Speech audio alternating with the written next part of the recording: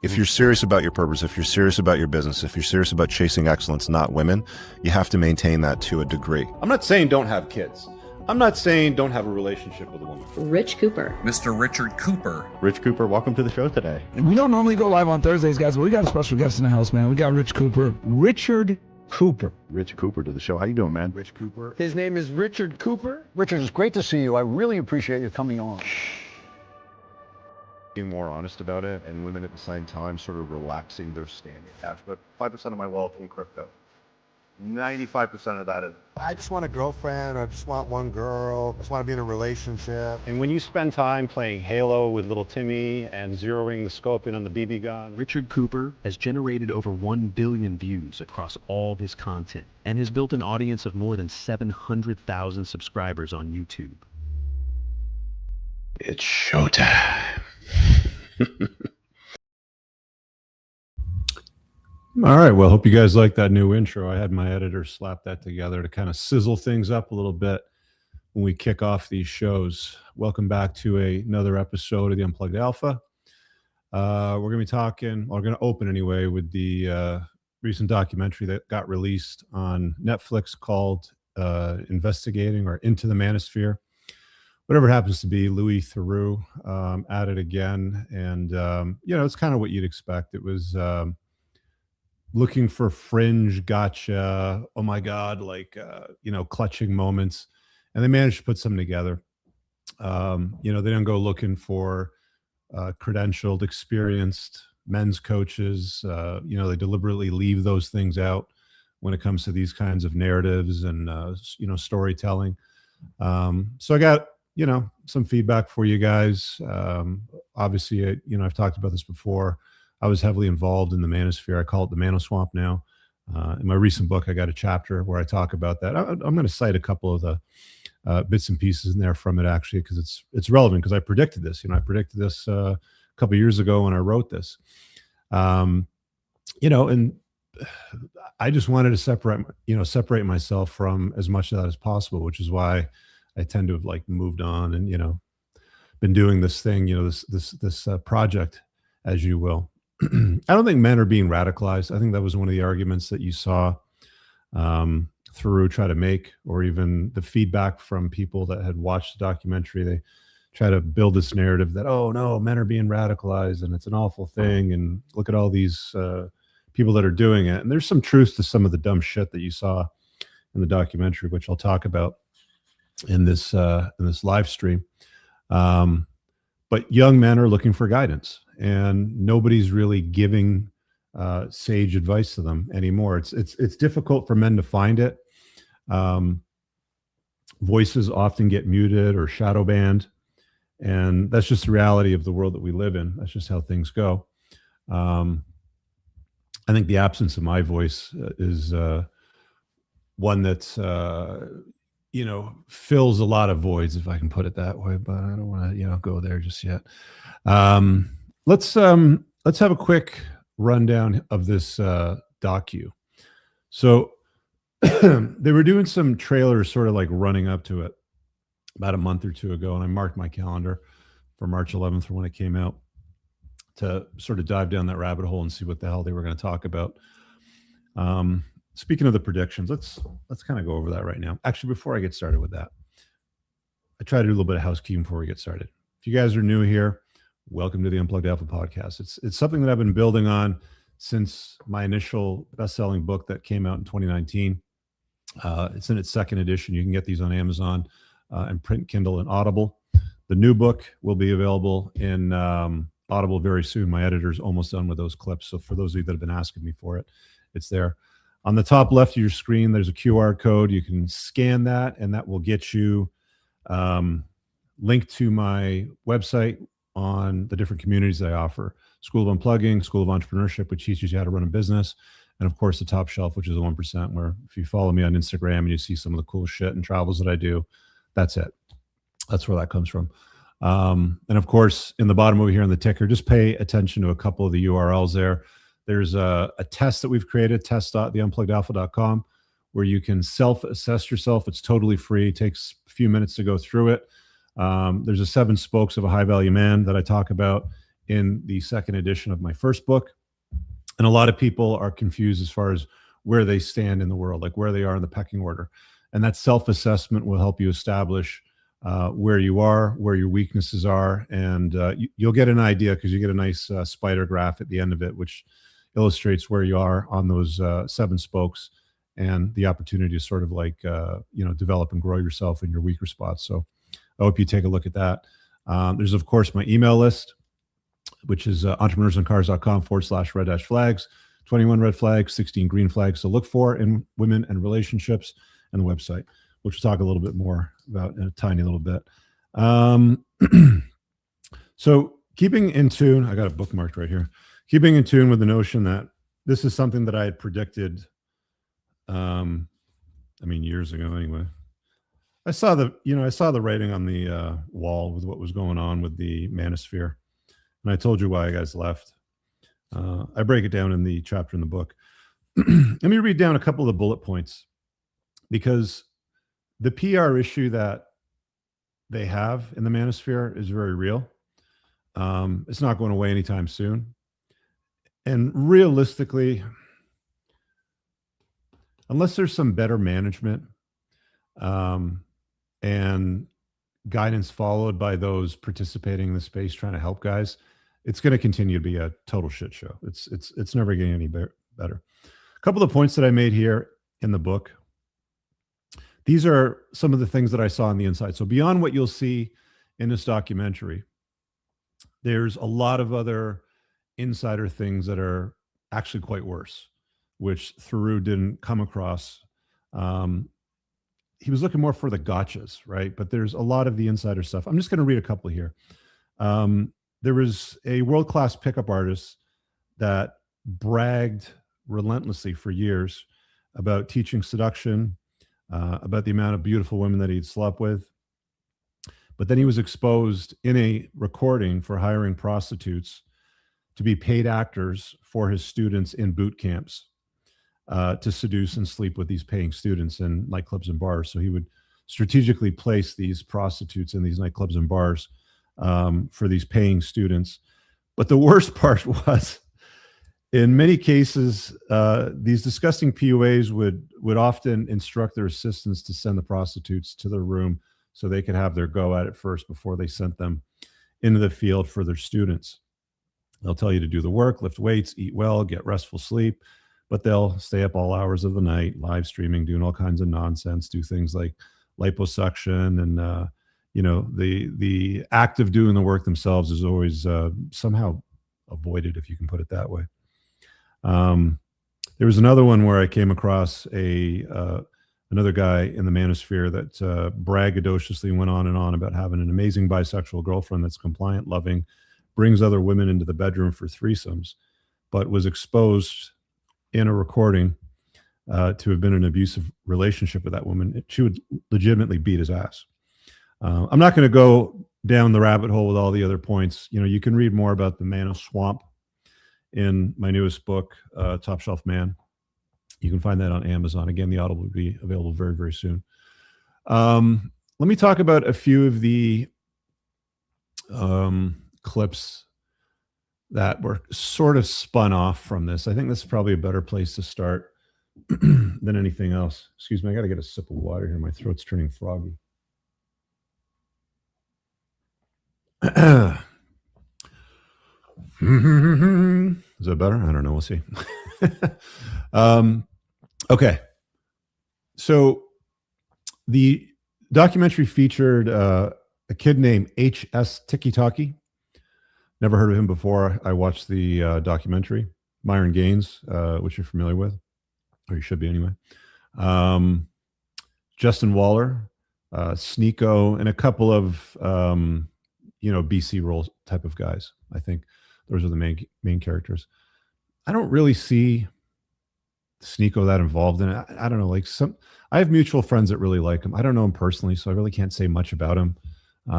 There's always a lot of drama out there going back and forth. He's friends with somebody, then he hates somebody, then somebody hates him, and you're gay or you're straight, or he had he got cucked by his girlfriend at one. But there's all these stories that go around. I don't know.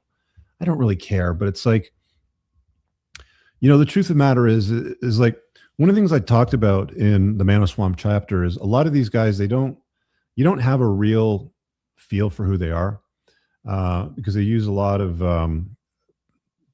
pen names and cover up names, sort of things like that.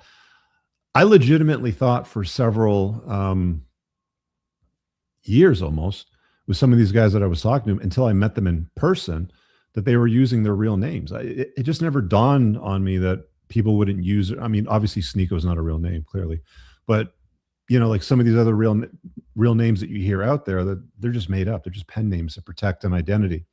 And I found out why these identities were being protected. There was a lot of stories of indiscriminate activities, running from the law, filing for bankruptcy, running from creditors, all kinds of shit, stuff like that. So it's really difficult to size somebody up. I mean, I was one of those, you can call me smart about doing it this way, or maybe an idiot, but I always used my real name. I didn't have anything to hide. I didn't think I was going to be suspected of doing anything wrong because I've never done anything wrong. I ran one of Canada's most successful and biggest debt negotiation companies for many years, got a ton of awards, made the front page of the business section of the biggest newspaper here in Canada. I had nothing to hide. My name's out there. I would rather associate with my birth and family name than make up some bullshit to, cover that up. And I get why some guys do it. There's some anon guys that, like, I understand why Homath doesn't put out his real name, obviously. But, for the most part, I think a lot of these guys, when you're showing your face and you're having conversations and you're inviting people in your world, the real name thing kind of like matters more to me, maybe more so than others. It's one of the things I always liked about Justin Waller is I knew when I was talking to Justin, it's Justin Waller, right? Anyway, so speaking of which, so what we had was Myron Gaines, Justin Waller, HS Tiki Taki. I'll get into him last. I'll talk about Myron in a little bit because I saw an example to sort of offer a lesson, not to throw shade at Myron or anything, but offer a lesson. I think in some of the mistakes that were made, I think Waller, out of all of them on the documentaries, probably handled it best. Very unapologetic, to the point. This is who I am. This is how I'm going to run things. I don't agree with the idea of, if you're a public figure, then introducing these media outlets when they're hostile. I mean, they're clearly hostile. They're not friendly. Into your world, into your house, showing off your children or, a woman that's in your life or something like that, or women if it happens to be plural.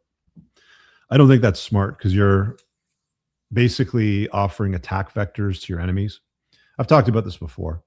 If you're a public figure and she's a public figure, sure, whatever. Everybody knows who the hell you are. It's not going to matter. But if you're public and she's not, I think it's better just to keep that on the down low and preserve the privacy of your kids, your family, whatever that happens to be. But they kind of like went all in. And I don't know if the producers were specifically looking to find attack vectors or exposure opportunities like the gotcha moments. They got a few, which I'll talk about. But that's what ended up sort of coming out of all of this, didn't it? Right. There's not a lot of public feedback that's like, oh, the Manosphere, that seems interesting. I should go sign up for some of that Manosphere. That seems like a very good place, for me to hang out. Maybe I'll recommend it to my children, my sons and my daughters, sort of thing. The vast majority of people out there are not doing that. And again, like, men are in need of guidance. They're not generally getting it. So they're seeking it and they're finding whatever they find, which is what it is. Some of it's good, some of it's bad. I think for a lot of guys, like I concluded in my chapter on that topic, you kind of need to get in there, look for what you need, and then just leave, right? Like, hanging around and milling around and then getting into the nitty gritty bullshit. That's where stuff starts to get weird. And I think we saw that a lot with the HS Tiki Taki stuff, if you know what I'm saying. So I want to deal with this Myron clip here because there was some clear editing to modify the opinions of the public. And I'll talk about where I think Myron went wrong with this as well, too. Share screen. Let's do this one here first, audio tab.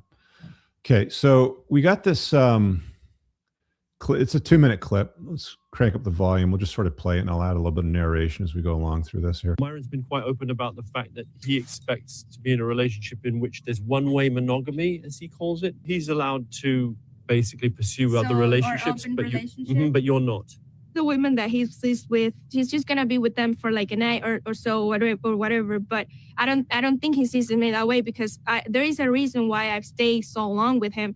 I don't want to mix things up between you, right? But Yeah. but we were talking about in the future that maybe I don't believe for a second that she's comfortable with this conversation.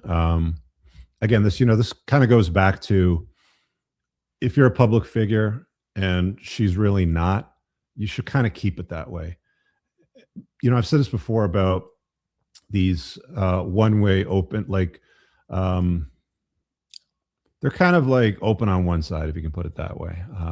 Asymmetrical relationships is what the psychology industry tends to call it nowadays. And it's open on his side, it's closed on her end. And for women, they don't like the idea of it. I mean, there's no real woman out there that's going to be like, yeah, this is a great idea. I should totally sign up for the idea of letting him bang other chicks and have fun. And I've heard Myron say things publicly like, she packs my condoms and stuff like that, when I travel. And the problem with it all is that women don't want to be embarrassed. And the thing with women is they'll put up with a lot of shit. When they absolutely love a guy, they'll say and do anything. I was watching this show the other night, another show on Netflix, and it's about different age ranges dating, like younger guys, older women, younger guys, older men, younger women, sort of thing. And they kind of put them in this dating environment. I'm like, whatever the fuck, I'll turn this on and see what's going on. And there was a situation where there was a younger gal, probably mid-20s, social media manager. I can't remember what her name. You guys might recall the show if you've seen it. And there's an older guy who runs a bar. He's probably about 40. And, he's got a couple of kids from a prior relationship. She really likes this guy. And, he brings up the topic, I got a couple of kids, and it's real important to me that, there's a good role model around my daughters, blah, blah, blah. And she's like, oh, yeah, that's amazing. That's so great. It's so fantastic. I would totally be into that. I think you're a great man and she's very attracted to him. And women will say all of this fucking shit, but they're genuinely, truly not interested in raising another woman's kids. Men do it all the time. They routinely cuck themselves and they raise other men's children. I've dated single moms. I've openly admitted that was one of the stupidest things I've ever done. I got into an LTR with one. I talk about it a little bit in my first book. But women on the flip side of things, they just hate it. Like, they'll say that they like it when they absolutely find the guy hugely attractive and they want him, because they'll say anything to get the guy. But there's a reason why there's all these nursery rhymes about the evil stepmother. Cinderella, the evil stepmother. Hansel and Gretel, the evil stepmother, sends the children off and they get stuck in the woods, and the stories continue. There's no stories about the evil stepfather. Just remember that. So, to the point that women will say anything when they truly love a guy. And I think at the time of this clip, this gal, Angie, obviously had a thing for Myron. They're no longer together anymore. But I think it's wise for men, if they're living in an asymmetrical relationship, just to shut the fuck up about it, not publicly brag about it, because women don't want to be embarrassed. They might look the other way. They might deal with it. Like, there's a lot that women will put up with when they absolutely love a guy, right? But embarrassment generally isn't one of those things. And you can see that kind of look on her face. I mean, it's on Netflix now for the world to see, but I think at the time when this was recorded, maybe a year or two ago, I don't know when it was recorded exactly, they had a thing going. But it's just one of those things that my advice to guys is, look, if you're going to live in an asymmetrical style like that, where it's open on your end and, you've got the expectation of her full commitment and sexual exclusivity, shut the fuck up about it. Don't make it public. Don't say anything to embarrass her. Don't brag about it to anybody. Just let it be, right? That's, in my opinion, the best way to handle it. So that was one of the first mistakes that I saw made here in this documentary. There's a lot of guys that, like, you saw Justin Waller do the exact same thing, but Justin Waller said it with a lot more conviction and a very ZFG sort of attitude. I don't see the same level of ZFG here in Myron when they're having this conversation at this time. Of course, a lot of this is edited, so they're going to clip out certain parts. And even Waller's, I don't know, girlfriend or wife, I don't know if they're married or whatever the status was. He seems to have 2 kids and she's pregnant right now. She seemed uncomfortable when they were talking about that openness on his side when Louis brought it up as well. Not to the same degree that I saw here in Angie's face, but let's continue on here. There's a world where you would have more than one wife, right? She understands that. She knows that could potentially come down in the future. What do you say about that? That face doesn't tell me that she's okay with it. And the way that she responds, just want you to listen to it. I just wanted to pause there for a second. What do you say about that? I don't know. I mean, that's not selling me, right? Like, I don't know. I mean, it's not really selling me on the narrative. He has said that in the past. I think I'll see when it happens. Like, I don't know how that will work. The thing is that I think. But right now, it's not going to be anytime soon because I'm just so focused on working. But it could happen, right? It could, of course. You can kick it down the road only for so long. She's put 2 years into a relationship. If that's your long-term plan, at some point those two realities will collide. That's a bridge we'll cross when we get there. Like right now. What does that mean? That's so avoidant. It's something you never know, man. You can always change your mind down the road. Who knows? Maybe I'll say, I only just want to be with one girl because the 2 would be too tough. You've backtracked on that already. Some people in this. Now there's some clever editing done here to make Myron look bad, clearly, and Myron posted the full scene, behind the camera, which I'll play for you in a minute. The other thing that I wanted to point to here, culture, right, who advocates for the idea of like. I don't know what breed of dog this is, but it's one of those, fluffy white Bichon dogs with like the pink bow tie. Like it's a chick dog, right?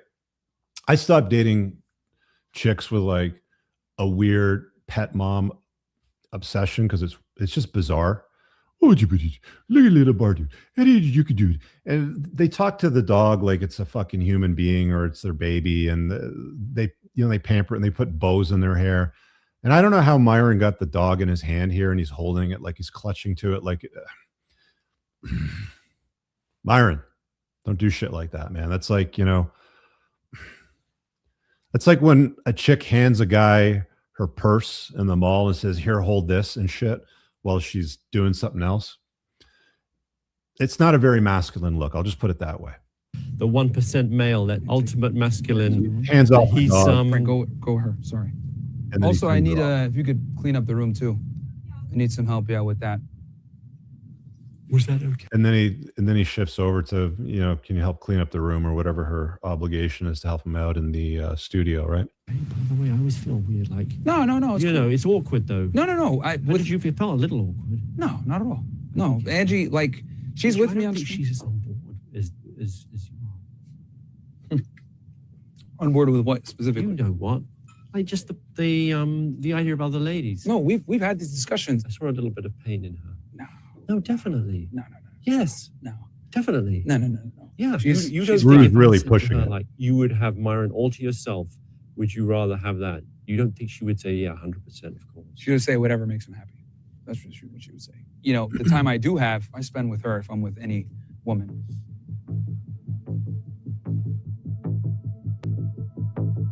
And then you get the dramatic music and the eyebrow raises and the clever editing to sort of, create a little bit of awkward standoff there.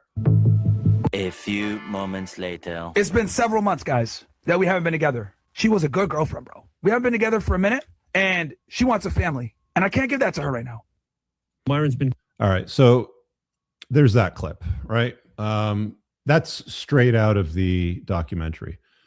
Clever editing.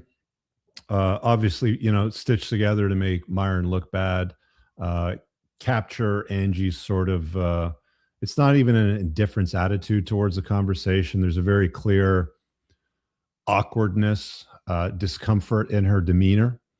And again, like I said earlier, it's just not wise, generally speaking, unless she's completely open to it, like very positive about this, polyandry sort of like lifestyle, where maybe she's even bisexual and she encourages it, stuff like that. Generally speaking, just it's not wise, guys. If you're going to say to a woman, I'll give you 100% of my commitment, but you only get 99% of my sexual exclusivity. That's just the way things are going to be. You just leave it at that. You just keep it between the two of you. You don't need to tell the world that that's your arrangement. You don't need to, broadcast in that sense, because it just doesn't pan out well, or doesn't generally pan out the way that you want it to. Right. So let's close that one up. And I'm going to throw on this next one here that Myron just published. I think he just did this today, if I'm not mistaken, March 16th. Yeah, today. So you haven't seen this yet. This wasn't in the documentary. And again, I'm not doing this to throw shade at Myron. What I'm trying to illustrate here is that this is what these documentaries are always about. They're always going to be about throwing shade, flicking boogers at anybody that's talking to men, because we live in a female first primary social order. We live in a world today where they constantly use the term toxic masculinity, and they just try to make men look bad. So really, the entire point of this documentary was not to tell the truth, wasn't to expose men to opportunities, to good men that are good at being men, that are also leading other men. The point of the documentary was to make the Manoswamp look like the Manoswamp, which is what it is, unfortunately. And I'm not doing this again to throw shade at Myron. I like the guy. He was mentored by me back in the early days before he started the Fresh and Fit podcast. I've known him for a while. I'm just using this as an example to illustrate to you guys some of the mistakes that can be made by men. I make mistakes too, but some of the mistakes that men can make.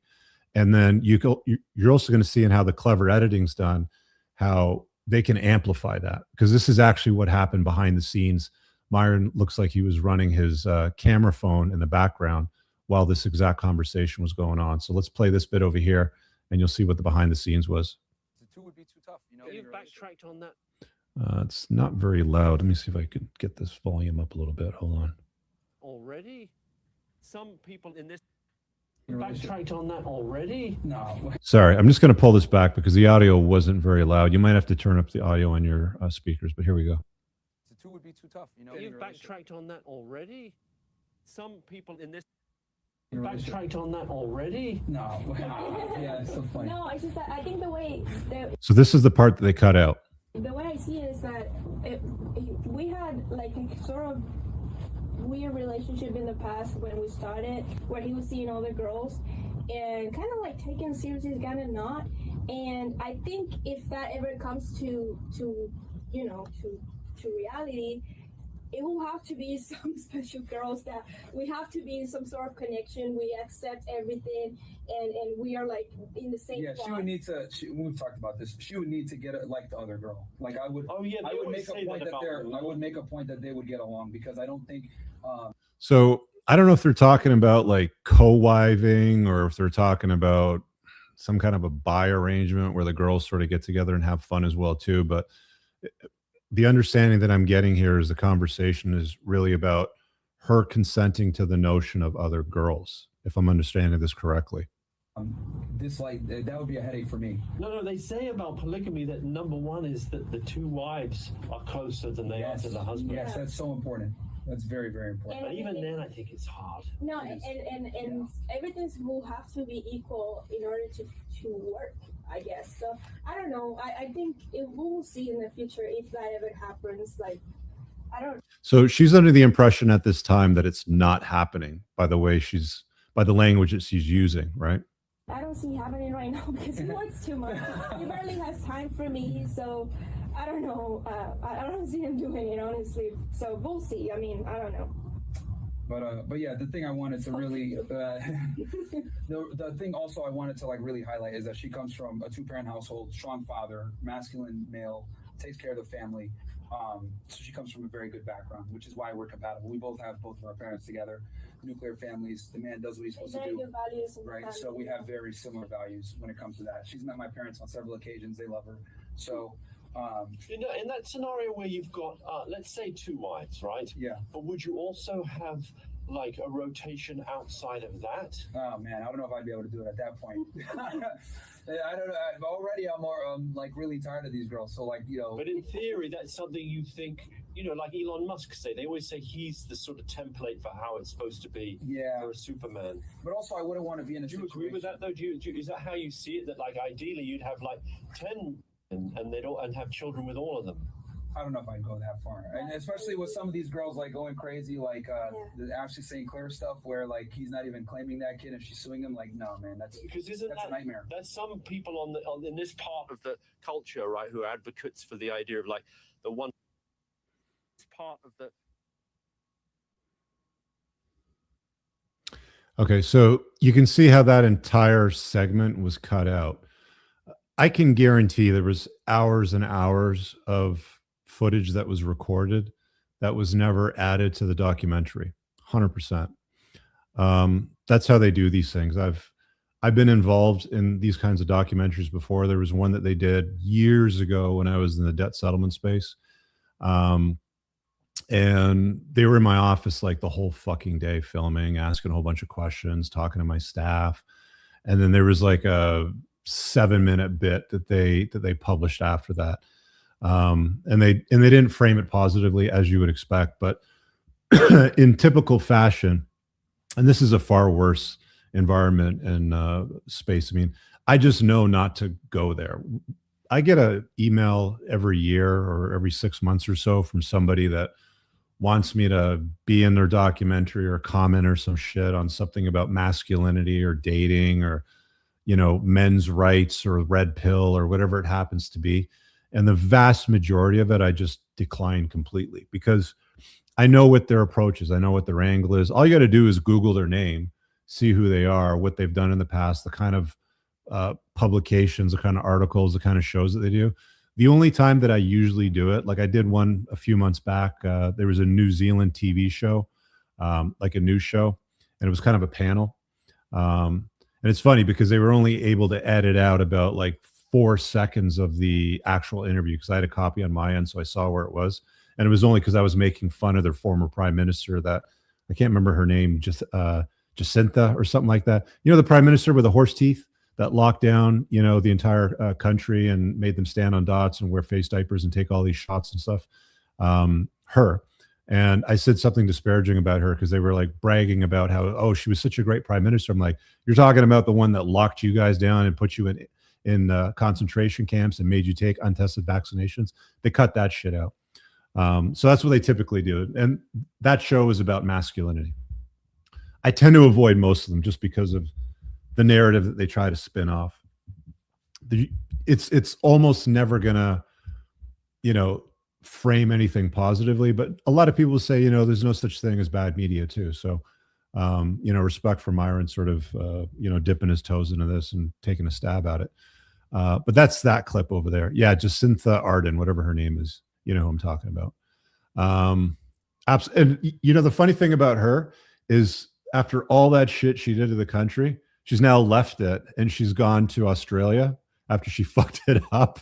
And I was talking to one of my mates down there because, you know, because my men's community, I got a bunch of guys down in Australia and New Zealand, and they were telling me that you know, with all the virtue signaling and all the inclusivity and the feminism and the anti-racism and the anti-Islamophobia shit, she moved to the richest, whitest neighborhood in Australia too. So, you know, there's the whole what people say and then watch what they do narrative. And that exact example of Jacinta or whatever, however you pronounce that horse face name and what she did to she's a piece of shit. I don't care. You know, say whatever you want. She's just an awful person for what she did to that country. I think that New Zealand was probably one of the worst off during that scamdemic, with Australia and Canada very close second, maybe tied for second. Anyway, so I got a few more clips over here I want to share with you. So there's another clip here that ended up in the show where Louis ended up being on the Fresh and Fit podcast one night. And the clip that, now again, this is just a 31-second clip, but on the Fresh and Fit show, they presented this guy. I can't remember what his credentials were. He was a doctor, a neuroscientist, or something like that.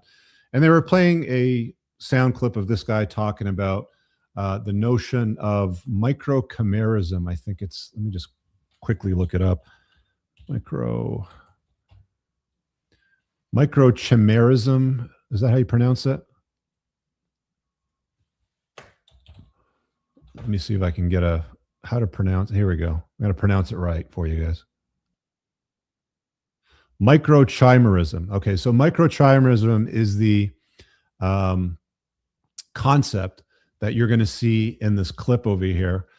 And well, I'll play it and I'll provide you some of the context framing it in just a second, but let's have a listen. Ever wonder why some kids resemble an ex more than their father? This is usually why. The more men a woman has been with, the higher the risk of negative mutations in her future children. Louis, what do you think? That video, that was ridiculous. The thing about, oh, you have a kid and it resembles your previous partner, no one thinks that. Well, No, plugged in beta males don't think that. Let's just back it up again. Have a listen. No one thinks that. well, there has been insane. there has been scientific data that reflects this when it comes to females. See, this is what pair when they bonding. talk about misinformation on the internet, this is what they're talking about.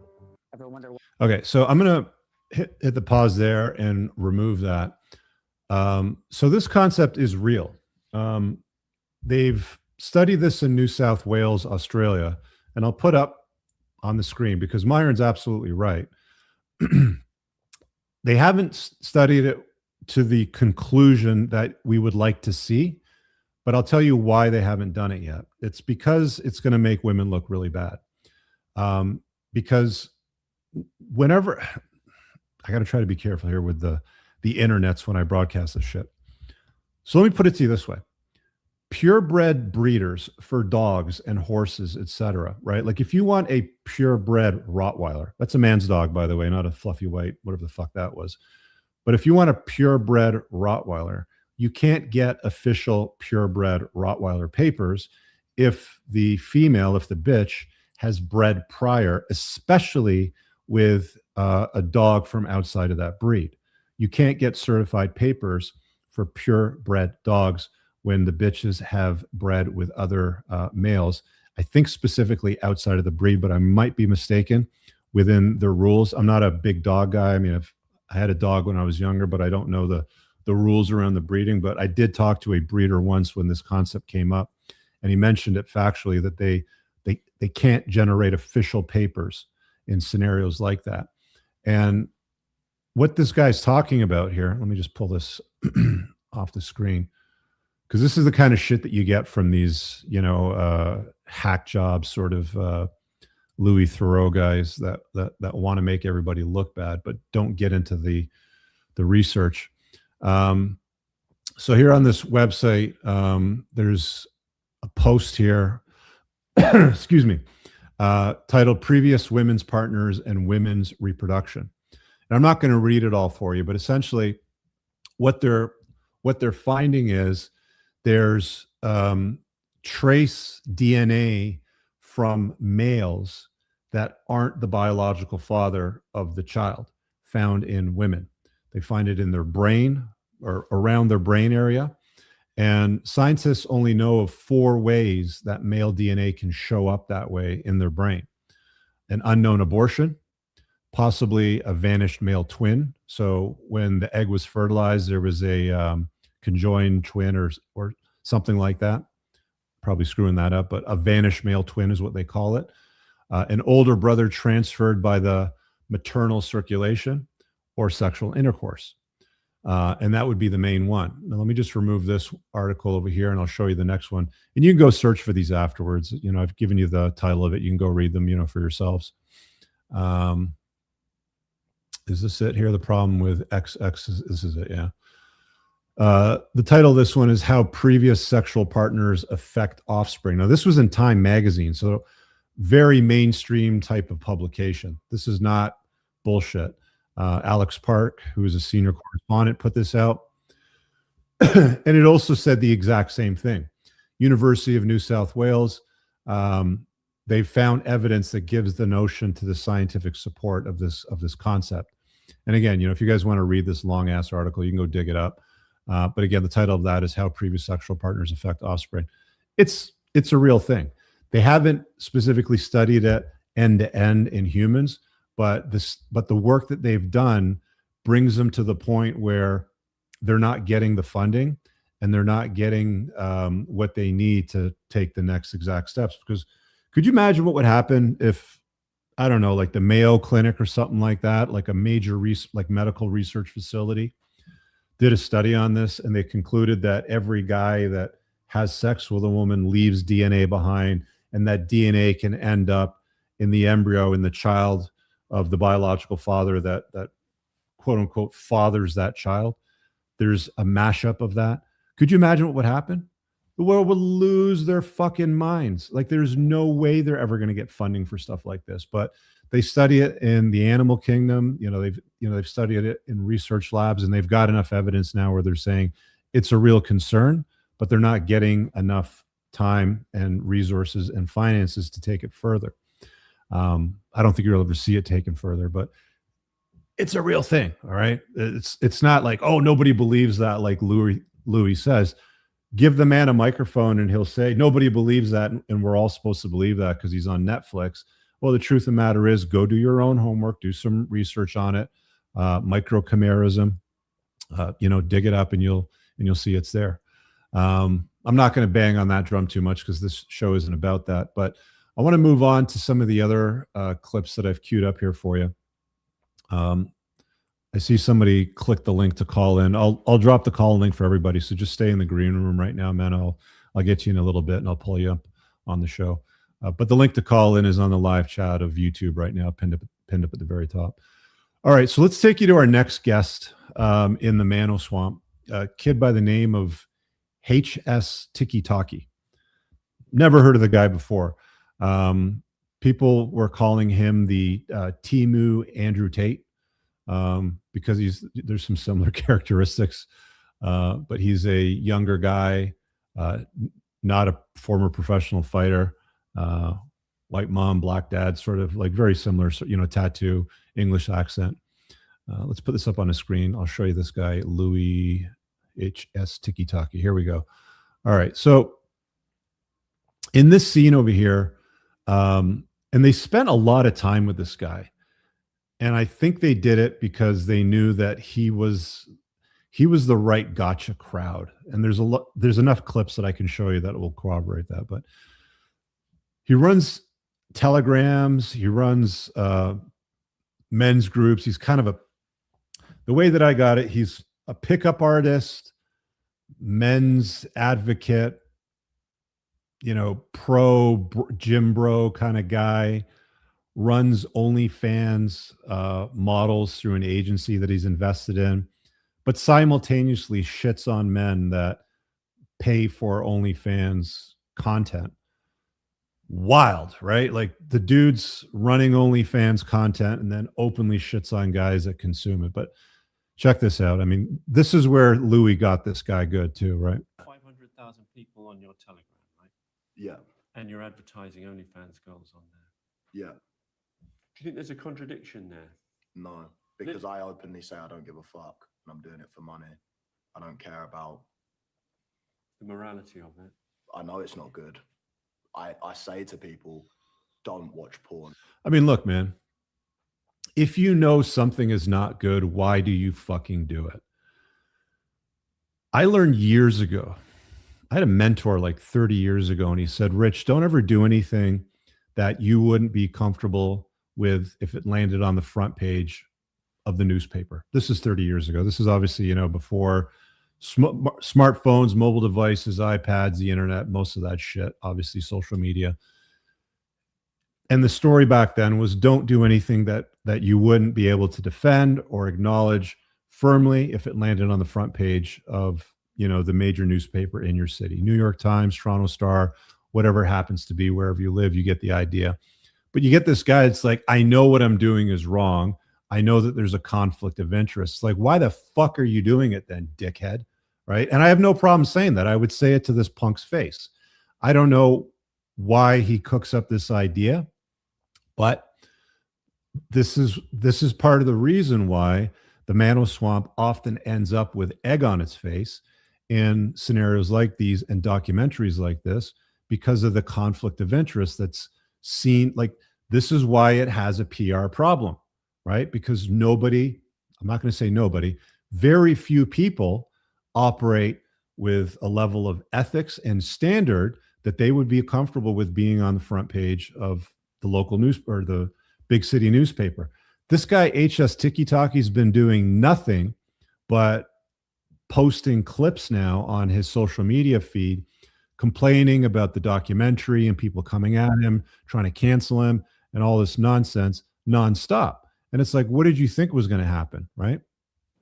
I say to people, don't watch porn. It's sad. It's loser shit. You can't say I promote it, but I discourage people from doing it. But you can. My kids are going to be very, very happy, very fulfilled. They can do what they want. You sound a bit like Bonnie Blue. In what way? You're saying it doesn't really matter what choices I make because I'm making money and my kids will enjoy a high standard of living. So Not my at all. choices are irrelevant. What, me posting a picture with a few girls is the same as getting shagged by 1,000 guys. It's rationalizing. Don't compare me to Bonnie. It's rationalizing. Are you getting triggered? 500,000 people on your... Yeah, he's trying to push his buttons, you know, because he made a point there, right? Let me grab another one that was clipped from the film as well. This is, again, HS Tiki Taki. I don't know what his name is. I think it's Harrison. I could be mistaken. Somebody correct me in the chat. I did not go to plan at all. Right. So with this clip over here, I think this is in Marbella, Spain, where they filmed this. And one of the things that this guy HS Tiki Taki did for the Manosphere documentary was he baited a guy, I think, with a underage or a younger gal, and their plan was to live stream it and embarrass him on the live stream. So this is what these live streamer guys do: is they walk around a lot with a whole bunch of phones and a camera crew, and they go and look for ways to like we used to do dickhead things too when we were kids. Like we'd go get some Roman candles and we'd hide behind a fucking tree or something when we were 16 and shoot Roman candles at the fucking cars going through the intersections. Like this is what kids do. But those are kids, those are teenagers. I think this guy has got to be in his early 20s, if I'm reading his age right. And he's still behaving like a dickhead for views to entertain other dickheads, right? So this guy legitimately got his ass beat by his crew on camera. Theroux filmed it. Now they blurred it out on his screen in the documentary, but this is the conversation that took place afterwards. I did not go to plan at all. It looked like an assault. Yeah. Was that not the plan? Of course not. I've never done that in my life. You can't just... Bullshit. Anytime somebody says I've never done that in my life, and look at the look on this guy's face, he's like, yeah, he's lying. do that to a random person. The plan's to like have them there, call the police, get them nicked. It was horrible. It was like watching a mob, like a mob attack. You don't get to beat someone up. That's not law and order, is it? And that's essentially what this guy's advocating for. Like, how is this a representation of pro-masculinity, of helping men unplug from society's comforting lies? How is that a representation of any of those things? It's for entertainment and shock value. It's, let me put this guy who's probably a weirdo on blast on a live stream because he shows up thinking that he's going to connect with an attractive younger girl, and him and his buddies go and beat the shit out of him for the entertainment of the live stream on this documentary. And people wonder why the fucking Manoswamp has a bad reputation, right? There's nobody that's able to police these guys either, right? And Theroux knew what he was doing when he was, you know, looking for these guys, right? You know, he's looking for that shock value. He's looking for that opportunity to be like, aha, see, I told you these guys are fucking idiots, right? And that's what you get. Let me close this one up. There's a few more that I want to share with you. So they moved to some filming in his second home, I think, or maybe at a later date. Louis Theroux came back and they continued to film in another location. This is a different house from the first one that you saw earlier on. Let me put this one up here for you. Let's see what this clip's about. Call me racist. Call me misogynist. Call me... So Theroux's quoting HS Tiki Taki right now in what he's saying. Call me racist. Call me misogynist. Call me homophobic.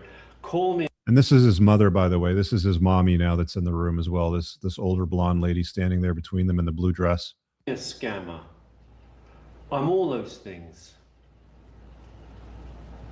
Yeah, that's my way of saying I don't care. Say what you want about me. I am that. Yeah, cool. I don't care. And what? Do you feel you are those things? No. You're not homophobic. No. I mean, I'm not racist. I'm no. the least racist guy you'll meet. I don't have a racist bone in my body. I think you're homophobic. I'm not homophobic either. He's not. I have a gay mate. But you said that if you're... No, I actually have a gay mate who I've partied with in You Ibiza said before. that if you had a son and he was gay, you'd disown him.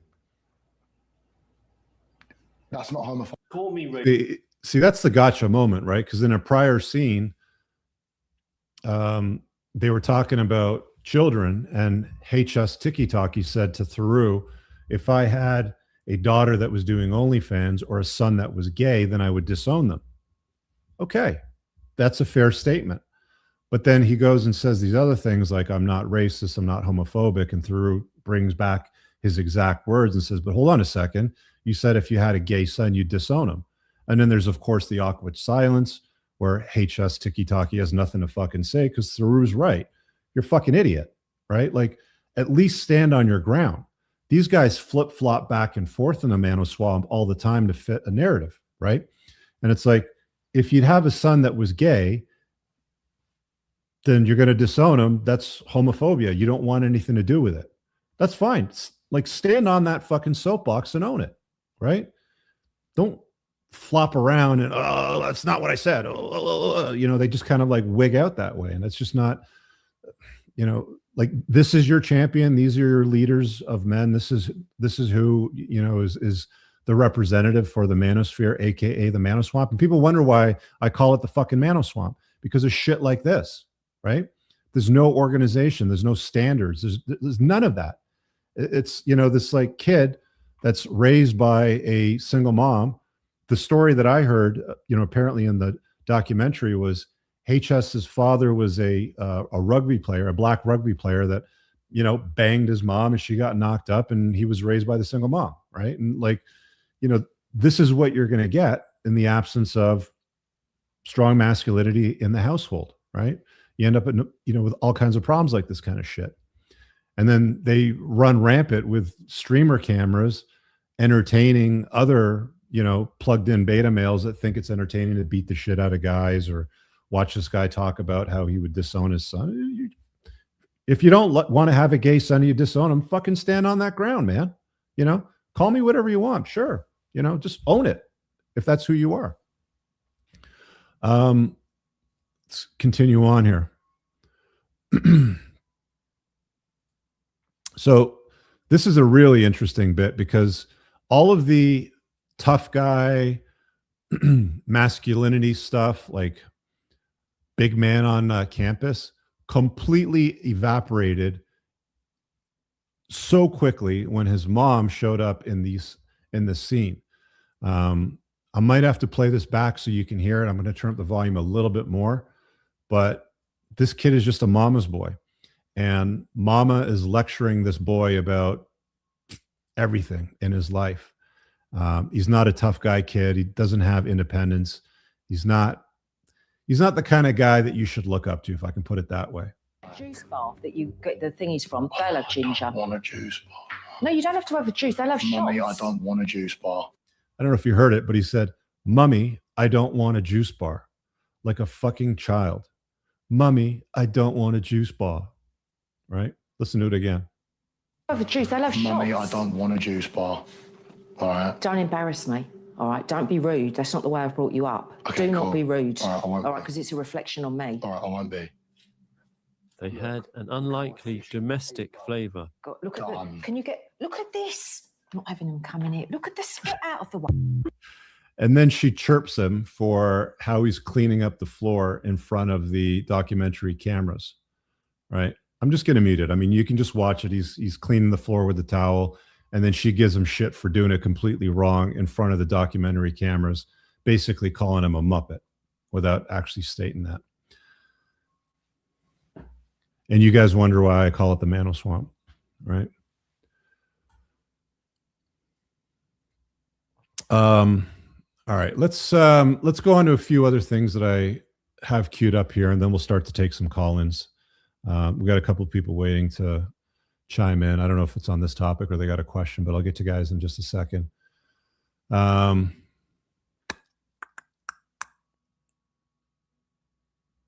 yeah, I'm not going to bore you with any more of these HS tiki-taki clips. It is what it is, right?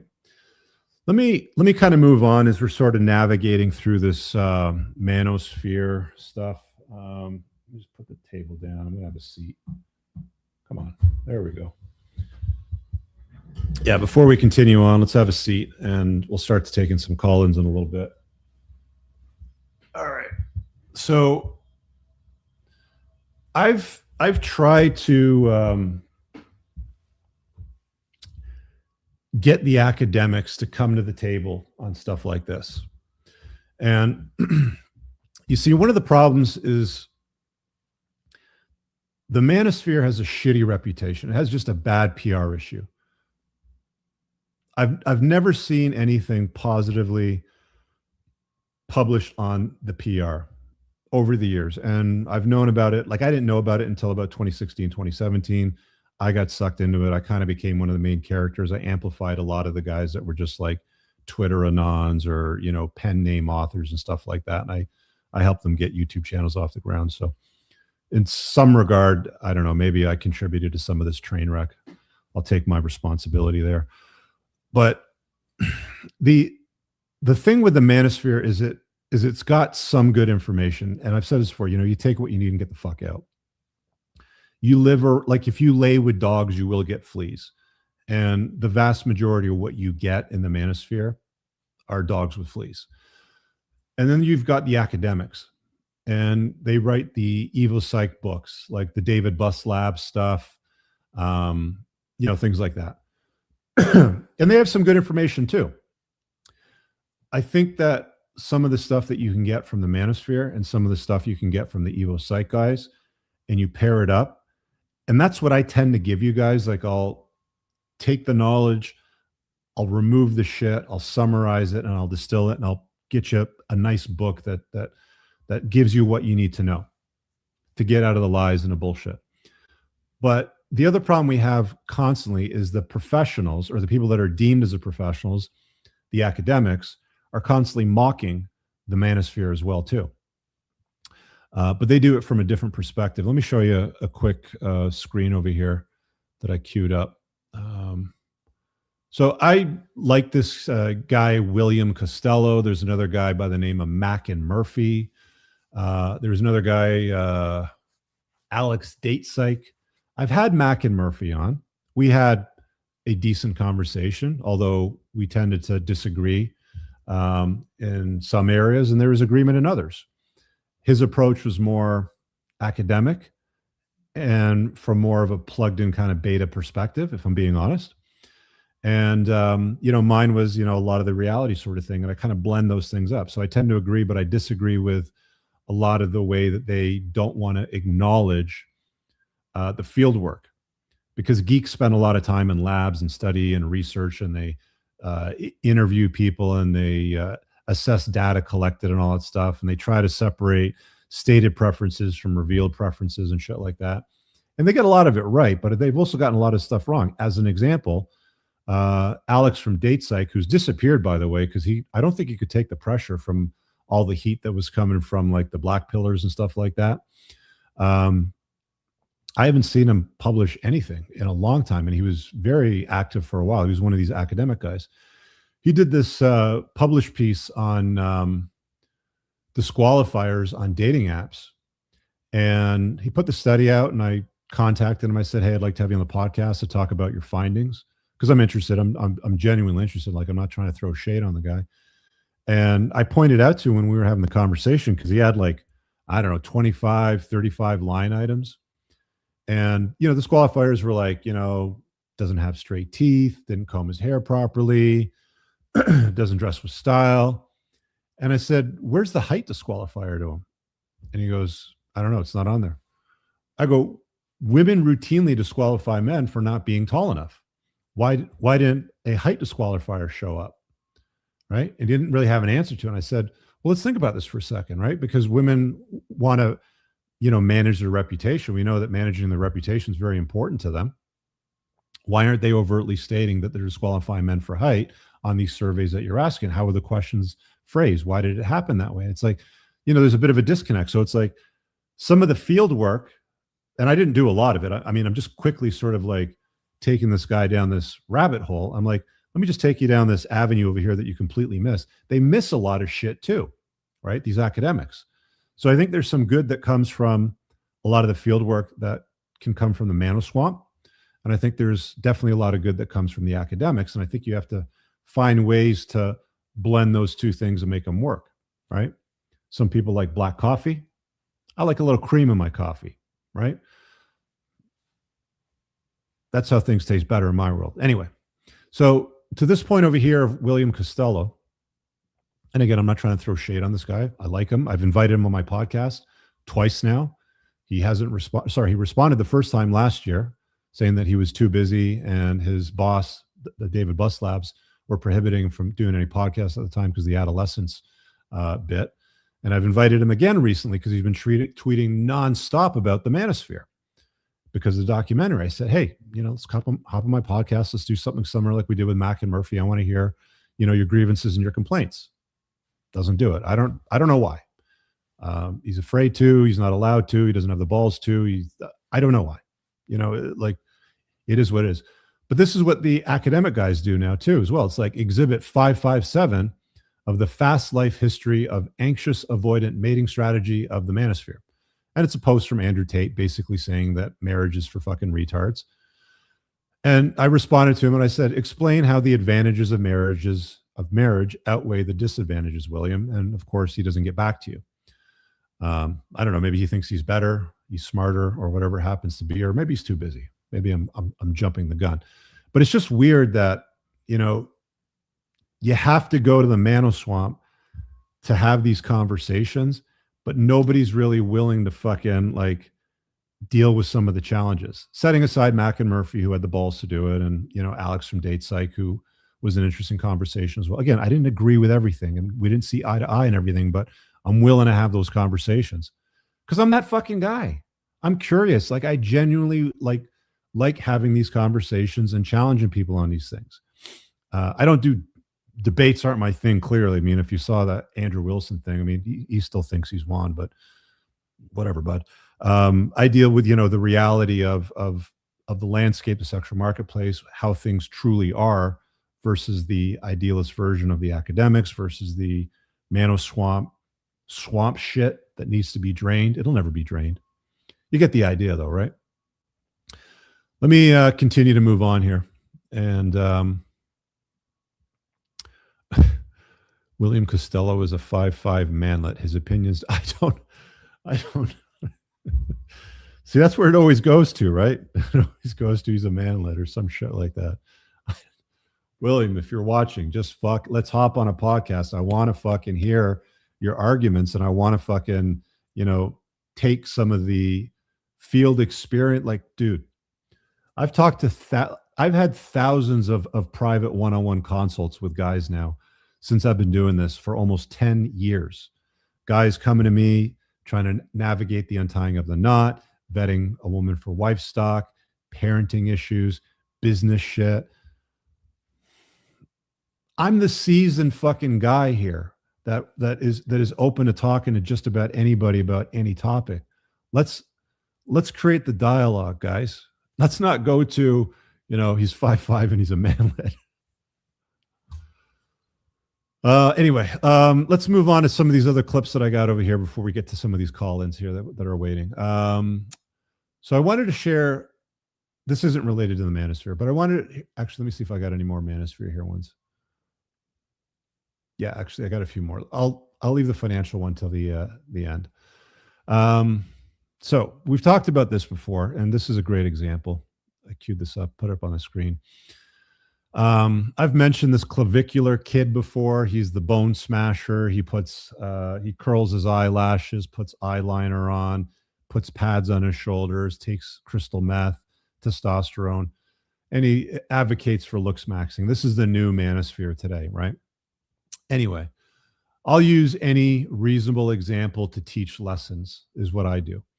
And you've got this story over here about this this Indian gal over here to the right, who's with her boyfriend, and she cheated on him with Clavicular, who was a guy that she had just met. And And this is what happens when you let girls go out on their girls' nights out. And the point that I make here, and this isn't to mate guard or anything like that. That's one of the criticisms that I see from guys from time to time. The bottom line is this, guys. If a chick is serious about you, she will not even want to go out for a girls' night with her friends. There is nothing good that ever happens on these girls' nights. This is the kind of shit that goes down. Clavicular is a handsome young man. She's a young gal. She's out with her friends. They're drinking. They're on a party bus or a party limo or whatever it happens to be. One thing will lead to another. And before you know it, she's on the lap of a popular, handsome streamer. And, you know, boyfriend now has egg on his face. It's very simple, guys, when it comes to this kind of shit with relationships. It's not mate guarding. All you're simply saying is, I don't take a woman seriously that likes to go out and party with her girlfriends. Okay? That's it. She's asking for your commitment. She wants to be in a relationship with you. She wants to be your girlfriend, which should be the only way that any kind of relationship should start. You're not to simp. You're not to beg for her. You're not to tell her that you love her first or any of those things. She comes to you and says, Rich, I dig your vibe. Where's this going? I want to claim you. Something like this to that effect. At which point, if she's the kind of gal that has gone out in the past with her girlfriends, you just tell her, I like you too, but I don't take women seriously that like to go out and party with their girlfriends. That's not for me. That's not mate guarding. That's just sage life advice. Plugged in beta males will allow it to happen. Plugged in beta males will say, yeah, go out with the girls, have fun. Plugged in beta males will say, no, I'm very secure. You can do whatever you want. And plugged in beta males do mate guard as well too. This isn't mate guarding. This is just disqualifying women that are shit from your life. Women that like to go out to party, but also want your commitment can fuck off. It's very simple. Have more options. The only guys that accept these kind of women are guys that don't have better options. One or two are plugged in beta males as well. You don't allow this shit to happen. Okay. Right. Let's move on from there. Okay. Reddit is something that I've used as an example before with relationships and storytelling. And I want to share this with you as well, because this is also relevant before we start taking some call-ins here. So this is one of these, am I overreacting? AIO stands for am I overreacting? I'll read it out to you. My boyfriend's 37 and I'm 29. We've been together since June, so 8 to 9 months. Overall, the relationship's been good. And we're actually planning for me to move into his house at the end of this month. Recently, he told me he's noticed I've gained weight since we started dating, around 20 pounds. For those of you that aren't clued in, 20 pounds in 8 months is a lot of weight on a chick because they're usually not 6 feet tall. Average height of a chick's 5'4", 5'5", something like that. You put 20 pounds on a 5'5" frame, that's a lot of weight. It's going to be obvious. Moving on. And that bothers him. He said, if I keep gaining weight, it could be the downfall of our relationship. For context, I'm still very active. I walk regularly, go to hot yoga multiple times a week. Last week, I went 5 times. I eat relatively healthy. And I can't remember the last time I had fast food. I'm not living an unhealthy lifestyle. Doesn't matter, bitch. You're 20 pounds heavier than what you were 8 months ago. Okay? I've said this many times before. People like to complicate their lives and justify why they do it. Well, I went to hot yoga and I went to do this and I eat a healthy diet and I don't understand what's going on. It's like you're 20 pounds heavier. And by the way, she's writing this admitting that she's 20 pounds heavier, which means it's more like 30 or 40 pounds heavier. Okay. When he first said this, I told him the way he framed it made me feel like my body determines whether I'm loved. Shocking, right? Women are beauty/sex objects to men. Yes. You need to maintain your beauty and your femininity and your fitness cues. And that felt like conditional love to me. It is. Like, women will leave a guy if he's broke. Why do men have to stay around if she gets fat? It's very fucking simple. You know, the guy needs to have dignity for himself and show that he's able to keep his shit together financially, in the world itself, have renown for himself, have status for himself. If all of that depletes, women leave men like that routinely, just like men should leave women that get fat. Anyway, moving on. I also said relationships go through life changes and asked what could happen if I got sick or injured one day. He said that's different because those things won't be in her control. But my weight is something I can control, and I should take responsibility for it. This is reasonable conversation from this guy. This is the exact, I mean, I wouldn't let it get to 20 pounds. I'd say something at like fucking 10 pounds of extra weight. But clearly at this point, he's like, this is fucking crazy. Like, you got to do something about this. And she's just whining about it on Reddit. There's a point to this. Just follow me through this. We continue talking about it, and I explained that the conversation made me feel sad.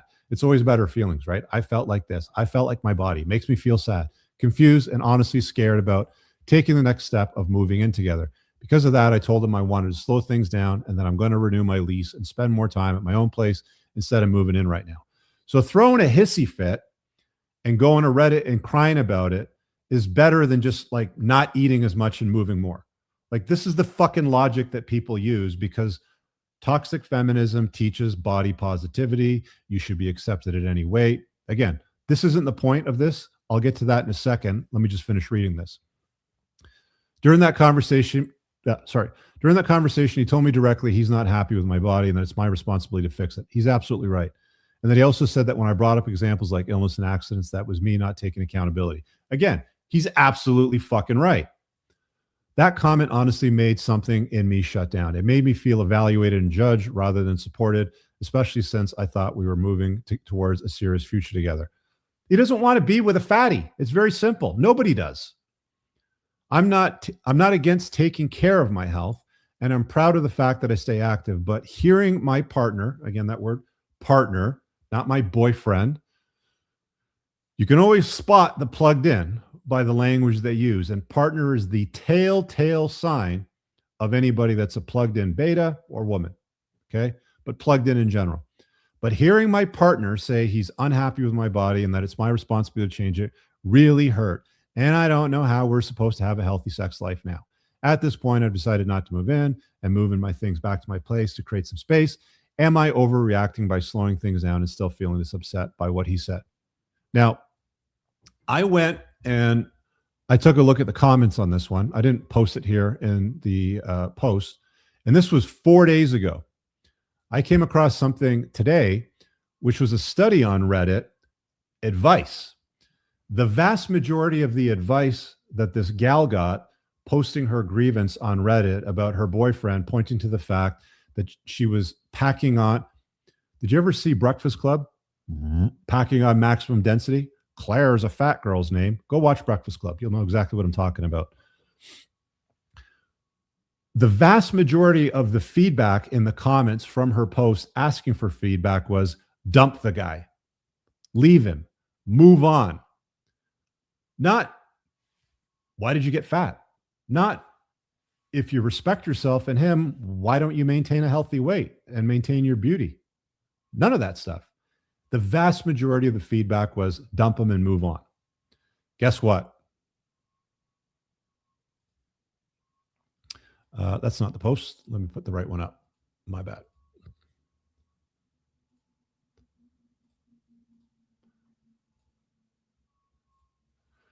%50 of relationship advice on Reddit is leave. 15 years of data. If your girl is using Reddit to get feedback on your relationship, you got to get her off that fucking platform. The end relationship, breakup, divorce, cut contact with the other person on relationship posts has gone from 30% in 2010 over 50% in 2025, according to this data set. You see things like communicate more, give space, set, seek therapy, compromise. Compromise is the green line, which is right down at the bottom. But end relationship breakup is now 50% of the advice that women will get on a place like Reddit, even when they're clearly fucking wrong. In a situation like that, anybody with a brain in their head, which common sense is no longer common anymore. I understand that. I was born at night. It wasn't last night. In my parents' generation and my grandparents' generation and all the way back, the feedback to a question like this from a gal, my boyfriend thinks I'm putting on weight, what do I do? Would be lose the weight, right? But in today's world, it's leave him. Replace him. Go find somebody else. Not take ownership for your shit or take accountability like he pointed out, right? And that's just the nature of the world that we live in today. And I say these things, guys and gals, not to discourage you, not to blackpill you, but to enlighten you about the reality of the world that we live in today, because the vast majority of people out there are plugged in and they sleepwalk through fucking life. And I'm one of the few people there, not there, here, telling you how things are, pointing to the facts and trying to shed some light on these things for you. Which brings me to this point. Look, if you enjoy this content, you're getting value out of it, share it with somebody, guys. Like there's somebody out there that needs to see my work. Give it to them. Give them something to sink their teeth into. I want to get to some of these call-ins, so bear with me. Let me just do one more here. I want to talk about a financial matter that's prudent here. So, I mentioned this earlier, guys. I've been in the credit and collection and financial space for a long time. Credit and collections for almost 10 years, another 20 odd years, running the debt negotiation company. I am very well versed on financial instruments. I rarely talk about it on these shows. I find it boring, and I think a lot of people make stupid mistakes, and they're not. There's way more interesting guys out there that talk about finance. There's a fat guy. He's got dark hair and glasses. He kind of sounds gay, and he usually yells at a lot of people. I can't remember his name, but he's doing a great job. I don't need to step on his toes. But I wanted to point this out because I came across this on my feed. And let's turn up the volume over here and we'll play it. Have a listen. What's going on, folks? It's your boy Steve Got Me Rolling. And today we got my dog Jay. Man, we got him approved on this 2019 CLA 250 Mercedes. Jay, how was your experience here today? It was good, man. I put 1,000 down, 675 for 120 months. Gonna fuck my boy Steve on that shit. Congrats, man. What's going on? These people have the IQ of a wet fart. I can't believe that I'm forced to see this shit on my feed, and that they're bragging about putting this nerd, this brokey, in a fucking car that he can't afford. That's going to cost him $81,000 over 10 fucking years for a 2019 Benz piece of shit. It's not an AMG. It's nothing spectacular. It's a CLA 250. This is the kind of Benz that your fucking divorced moms drive after they untie the knot because they want to drive something with a fucking Benz badge on it. This is the kind of thing that young geeks want to get so that they can flex to the world, but they're financing it for 10 fucking years to the tune of $81,000. I went and I looked up what a 2019 Mercedes-Benz CLA 250 costs on the used market. 18 grand. $18,000. But they got this fucking idiot over here and they're bragging about it on a social media feed that they put him in a car for $675 a month for 120 months, which is going to run. We didn't even account the $1,000 down, which brings it up to $82,000 that he put down. For a 2019 piece of shit car, a 6-year-old car that's out of warranty. Don't make financial mistakes, guys. Don't try to flex on other people if you can't afford something. If you don't have the 18 grand cash to buy a car like this, take the bus, ride your bicycle, get a motorcycle, or buy a piece of shit Honda for $5,000. It's got 400,000 kilometers that probably won't need much to maintain. Right? Like, buy it with fucking cash. Don't go and put yourselves in stupid situations like this so you can talk like an absolute chimp on their social media feed for clout. Bad move, man. Bad news bears. 120-month loans. This is shit that did not exist when I was running my debt negotiation company. Now they're running 120-month loans. $18,000 cars that will cost $82,000 to pay off over 10 fucking years. That'll be worth like $2,000 by the time you're done with it. If you can, even if you get to the end of the loan, if they don't repo it and then they send you to collections for the fucking difference and trash your credit rating. It's just wild, man.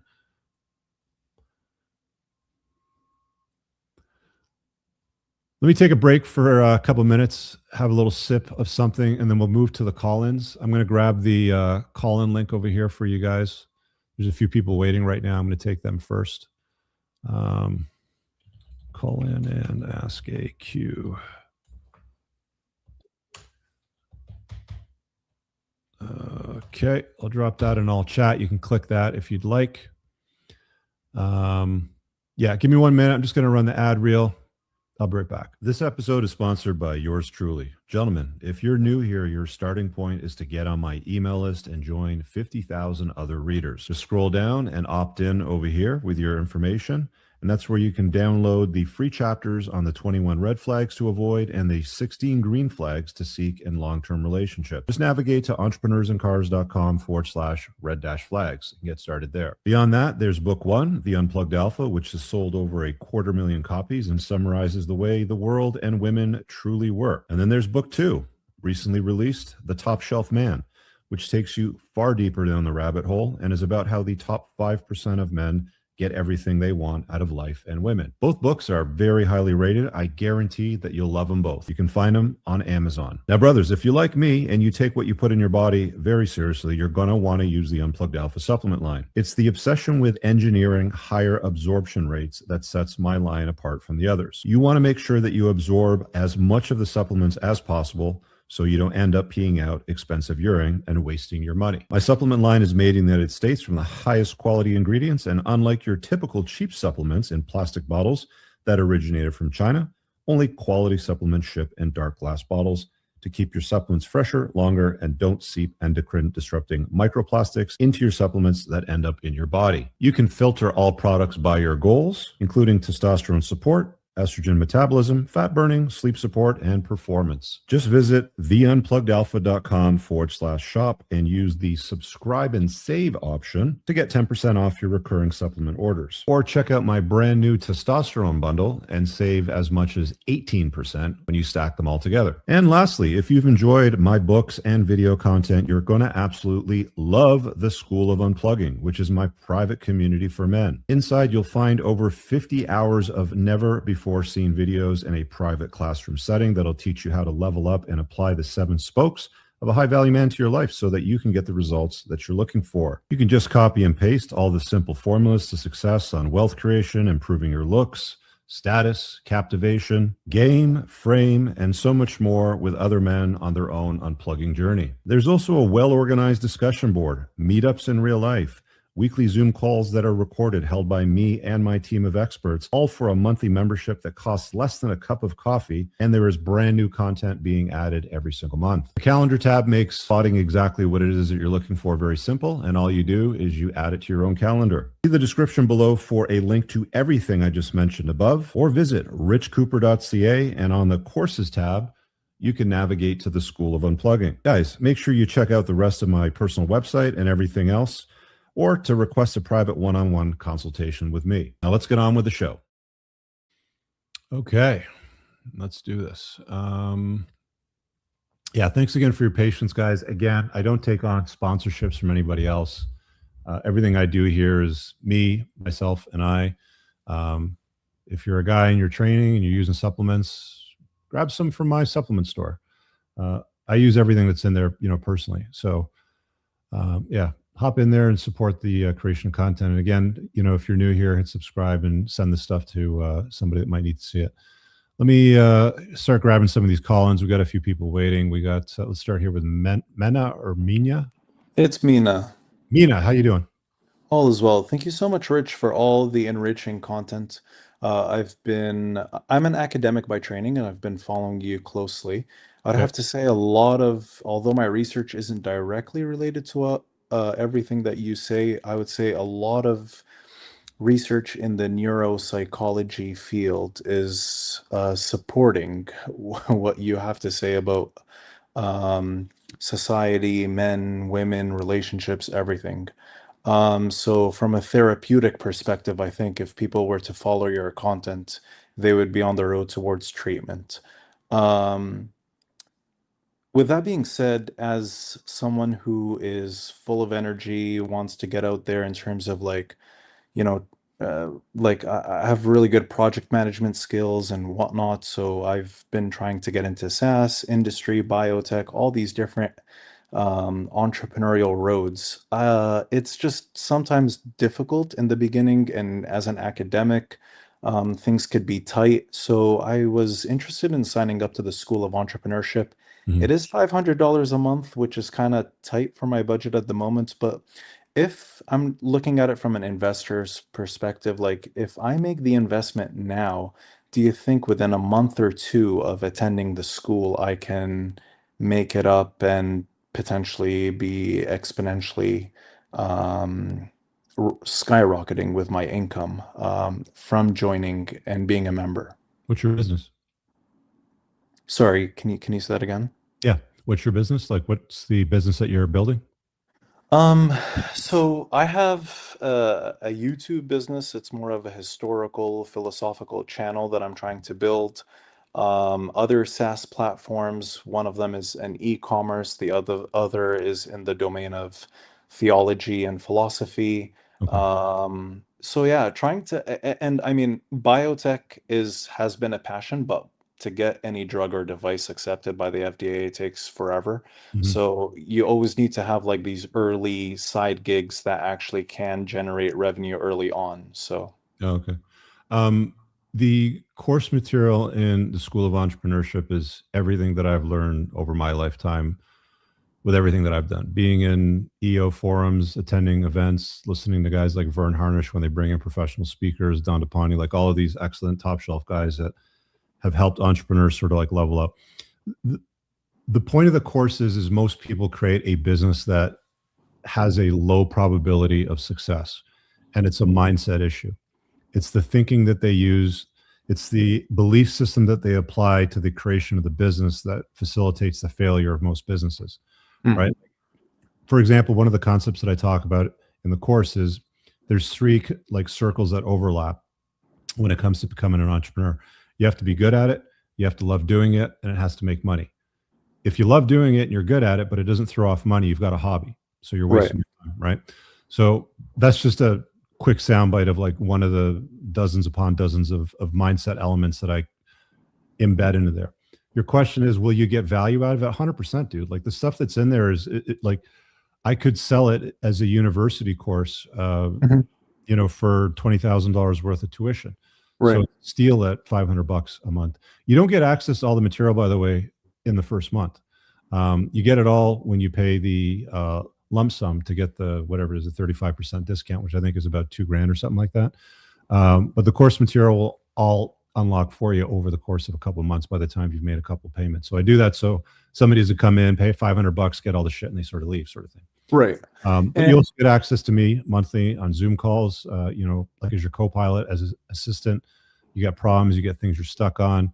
You get some extra modules that I added there that weren't in the original course content a couple of years ago when I created it on YouTube. You know, YouTube's an interesting business model. I think building an audience is a very good way to sort of broadcast and also sell to a potential audience without paying for marketing dollars. So I break down a lot of those elements there for you. Awesome. And in terms of like the one-on-one coaching every month, so I have access to one meeting with you per month, right? There's 2 meetings per week that are 90 minutes long. They're group settings, and you can pop into any one of those in the calendar. There's one Sunday night at 7:30, and then there's another one Wednesday morning at 7 a.m., and they both run for 90 minutes. If you want one-on-one, my rate's 50% off for the community members in there. Awesome. And are there opportunities to like form partnerships, Oh yeah, collaborations? there's a discussion board in there with a bunch of other guys that are in business, you know, for themselves. So there's conversation, there's posts made. Hey, I got a problem with this. Can you help me with that? I chime in on most of it because it's more or less like a starter room. A lot of these guys aren't running 7 or 8 figure businesses. They're either trying to put something together or they're just getting something going. So they don't have a ton of experience, but I'm your professor, you know, for stuff like that. Awesome. Thank you again. Appreciate it. You're welcome, man. I hope you sign up and I'll see you on the inside maybe. Absolutely. Cool. Take care. Yeah, somebody in the chat here saying $2,000 for the information. Yeah, and I'm a massive fan, but it'd be good to explain the tier. Sure, man. Let's do that. Let's do some talking about entrepreneurship, because the fucking Manosphere gets a little bit burdensome. I wish there was a way to connect with more entrepreneurs, but it's not a very busy space. You know, like the vast majority of guys are there for the JOBs. Let me just cue it up here on my other screen and share. So, sorry, the previous caller was asking about this, so maybe this will be useful to him in making his decision too. So here's the classroom material in the School of Entrepreneurship. There's a community tab where, you know, you get all the, Q&A sort of drop for posts. We've got 65 members in there. The calendar will show you all the calls, but the school itself has all of the course material. And these are all the modules that I've put in here. There's, I think it's about 6 hours worth of content. We've got an intro. There's 3 parts on mindset. They run about an hour and a half in total. Then I cover things like taxes, legal matters, insurance, the ideal kinds of businesses to run, developing a network, dealing with government and regulators, borrowing money, and why you should probably generally avoid it, and when you might want to borrow money, human resources, and how to get the money, by the way. Human resources, customers, building an audience, and marketing, which is a big part of starting any business. What not to do, which I've seen a lot of. That saves you a lot of time. I mean, that module itself alone is, I'd say it's worth $5,000, because a lot of people fuck that up big time. How to pivot a business, generating business ideas. And then I've got 2 bonus modules, which are like an hour each on building YouTube audiences and creating views and stuff like that. So that's the meat and potato of the School of Entrepreneurship. But as everything in life is, you need to, you need to put on the overalls and do the thing on the other side of wearing the overalls, which is called the work.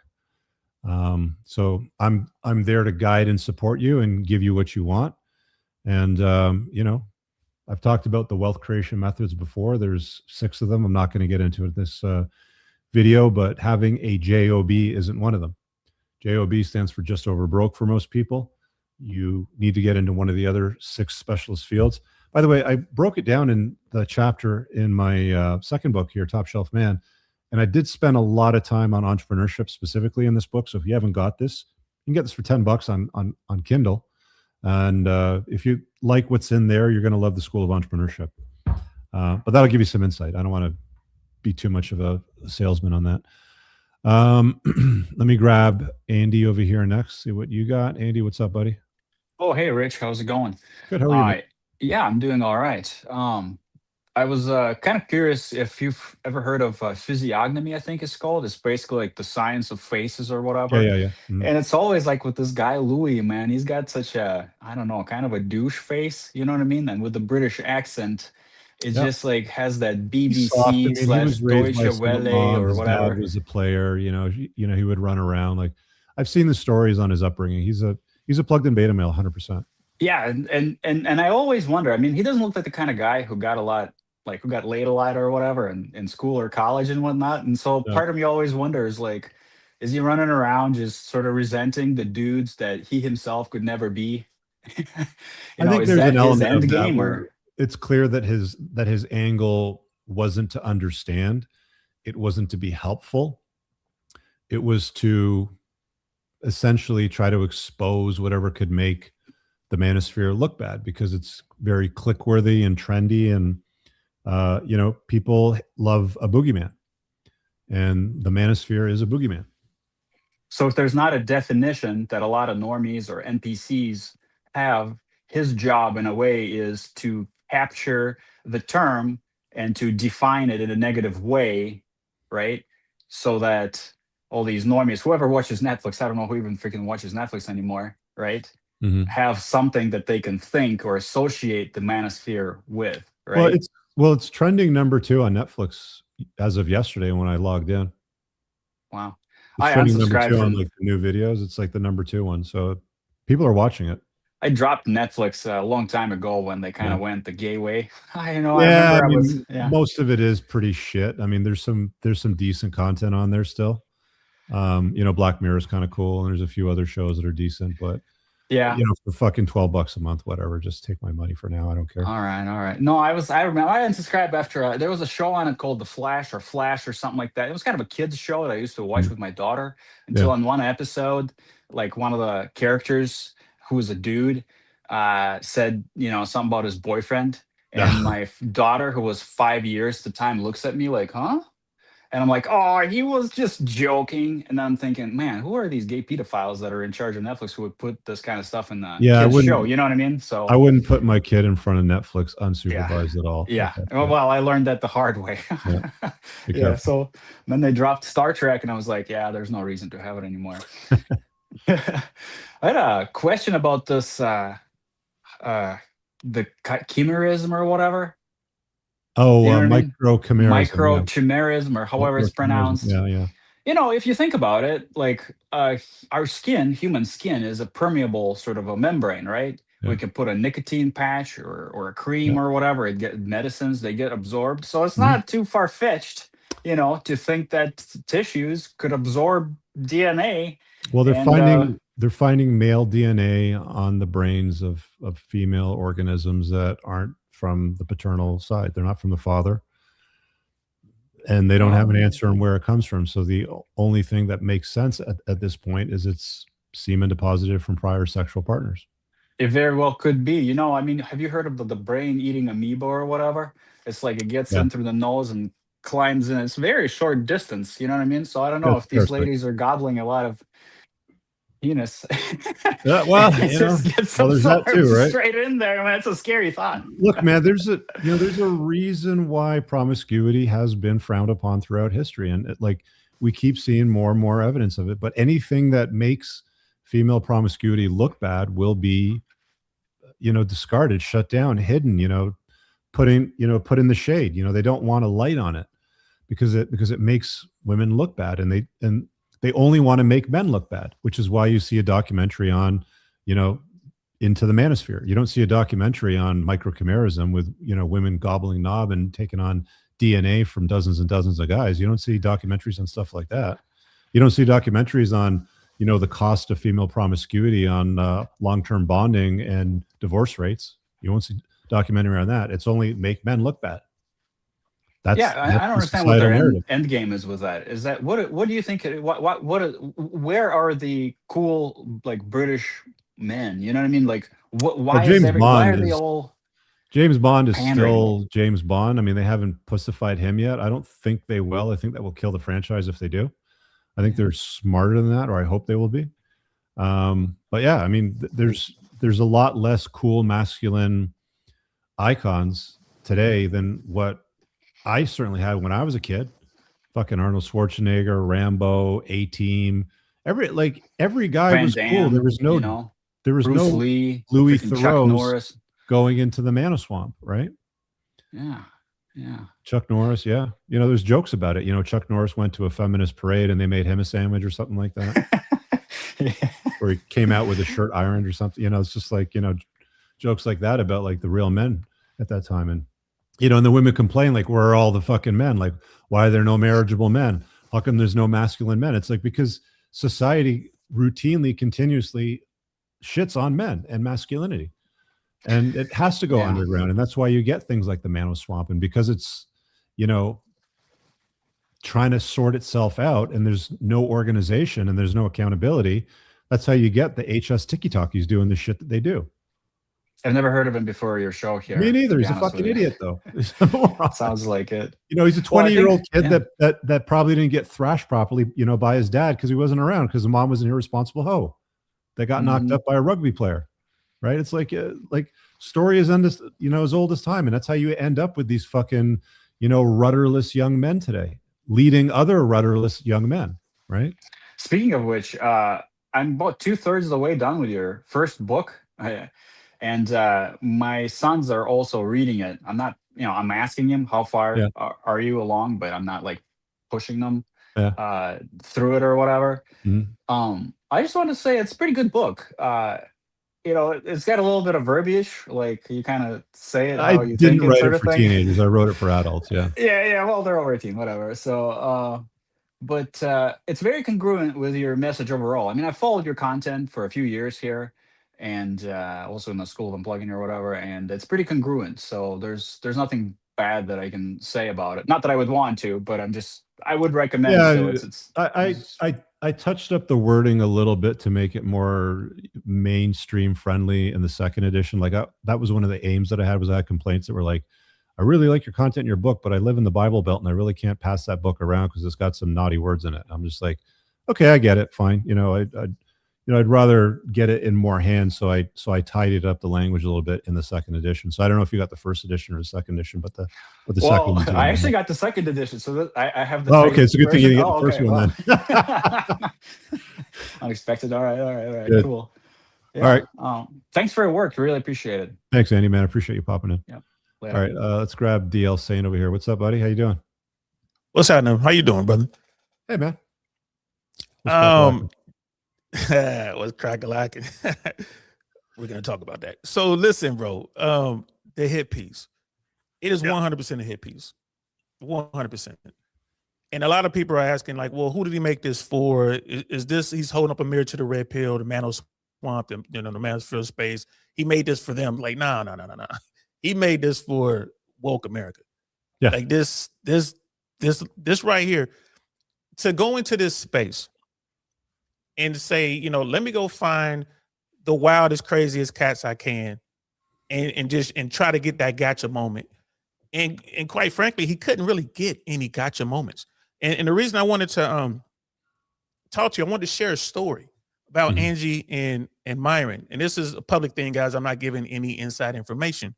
It's about 3 or 4 years ago, the Fresh and Fit podcast did an event with Valuetainment. So we're all up in Fort Lauderdale. Okay. It was a live event, went well, it was great. So afterwards, we find ourselves in Fort Lauderdale, maybe Hollywood, somewhere where Moxie's, we're eating. So Myron's there, Angie's there, the producers are there, like Mo, I'm there. Fresh wasn't there, he went somewhere else. So you had Zerka was there, which is that dude. I don't even want to get into Zerka. And then you had Adam Sosnick was there. So Myron sat there at the table. To his left is Angie, holding his hands, like, cuddling up with him. To his right is, at the time, one of the women in his rotation, another beautiful Latina, right? They're holding his hand, cuddling up with him.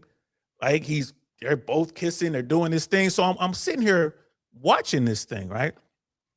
Angie knew exactly what she was signing up for. And you watch the documentary and they're trying to pose her as some innocent, sheepish little girl who doesn't know what she gotten herself into. Like, nah, man, Angie's a real one. Like, she's a beast. And I don't mean that in a negative way. I mean that with nothing but respect. I tip my hat to her. She is like, she out there. She know what she's doing. And whatever happened with Myron and Angie had nothing to do with that documentary. Absolutely nothing to do with it. They broke up. Myron's already made posts. He said, "Hey, was published for sure." I think he said it was last year, wasn't it? Absolutely. Yeah. Yes, but people are trying to draw a line between the two. Well, I know they broke always up try to because. connect the dots. Yeah. And I just wanted to kind of throw that out there. I've talked about it on my platform, and I know, like, I want all you guys to know two things. Here's First what's of all, interesting, right? she knew what she signed up for. It was a relationship. Go ahead. That piece of video footage that they captured in the studio was probably recorded about a year or so ago. And you said that Valuetainment collab was about 3 years ago at the Moxies.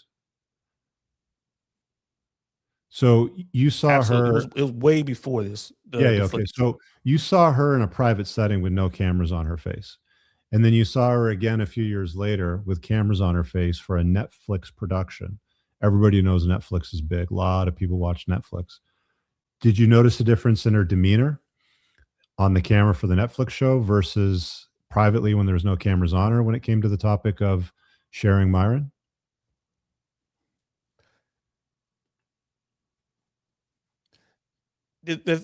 My take on that is, I don't believe Myron told her. We're talking about the day that they came to film. I don't think Myron told her they were going to be there. So she walked in like, what is this? she's not afraid of cameras. She's not shy of cameras. She would be on his platform when he was doing the Fed Reacts content. She would be on there running shows on camera. I think she walked in and was probably like, bro, why didn't you tell me? Kind of thing. You imagine you walk into the house, you take 5 steps, and there's I a don't buy family, that. there's I a don't buy camera that. crew. No, I don't buy that. They're 'cause like, you would have known. Like chicks know what's going on in their guys' lives more than we think. But I mean, like the point that I'm making is that she was okay in a private setting with no cameras rolling, not documented. She clearly had a look of discomfort on her face when the cameras are rolling for the Netflix show, right? Which goes back to my point, you know, you can do this shit as a guy. yes. Just don't put her on blast. Like don't put her front and center where she can be embarrassed in front of the world. And I think that's why we saw that look on her face. So the lesson there that I was trying to portray, and again, this isn't to throw shade on Myron or anything. And I think it's, and you know, he may heed this advice after the facts, may not, but I think you're better off keeping her out of the limelight. And secondly, if that's the kind of arrangement that you have, that's, you know, where it's an asymmetrical type of relationship, don't embarrass her in front of the public, you know, like, especially not on camera in front of millions and millions of people. And I think that's why we saw that obvious discomfort in her face when that topic came up, which made the Manosphere look bad. 'Cause it's like, You know what? you know, if you go around going, you know, I live in an asymmetrical type of relationship and I can do whatever the fuck I want, and she packs my condoms, and then you get her on a camera and then she's got that look of discomfort, they're not aligned. And that's why you get the Louis Theroux going, aha, gotcha. And then there's your gotcha clip, right? And I think that if you're a guy running that, just don't put her on the fucking camera. Keep it on the download. Don't embarrass her publicly. You know, there's no woman that's going to proudly state, yeah, I'm happy to share them. Maybe one or two, but the vast majority of women won't proudly state that. They'll just tolerate it at best, mostly, right? Right. And you know, you're absolutely right. When you see that look on her face, whether she was surprised they were there, like he didn't tell her, but that goes into another thing. Like the best way to do it, if you're one of the very, very low percentage of guys who can actually pull this off, you don't want to put your women in a situation where you're going to embarrass them in front of the world. I got to agree with you on that 100%. Yeah. That's definitely a problem. You have to have that talk up front. And if she's willing to do it, great. If she's not, then make sure you keep her away from that. So you know, that's just part of the, you know, a lot of the guys in the red pill, they'll hear guys like Andrew Tate talk about that. And then they'll go and broadcast, you know, like a lot of the same lifestyle messages. Like I do whatever the fuck I want. You know, she packs my condoms when I travel and stuff like that. And you can say those things, and maybe that's what she's doing. You know, maybe she's okay with it. But I think that when, you know, push comes to shove and it's like, you know, you put the camera on the gal's face and she's forced to eat crow on Netflix in front of the world, that's when it's like, yeah, maybe she's okay with it privately, but not broadcasting it publicly.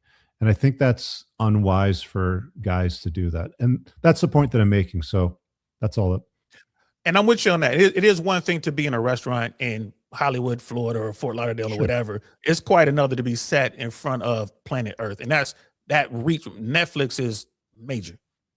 I mean, like, I don't know how what's many bigger people than watch. Netflix? Yeah, like let's just do. I'm just actually curious now because I mean, if it's trending number 2, somebody said trending number 7 in the U.S. in the comments.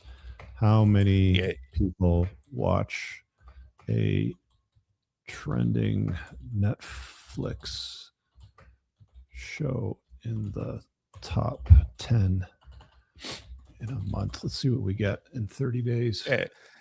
And another thing too, like a lot of guys in this. Oh, easily. You know, just to be in the top 10 in the US and you know, Canada, I mean, bro, you got to be pulling in some millions, right?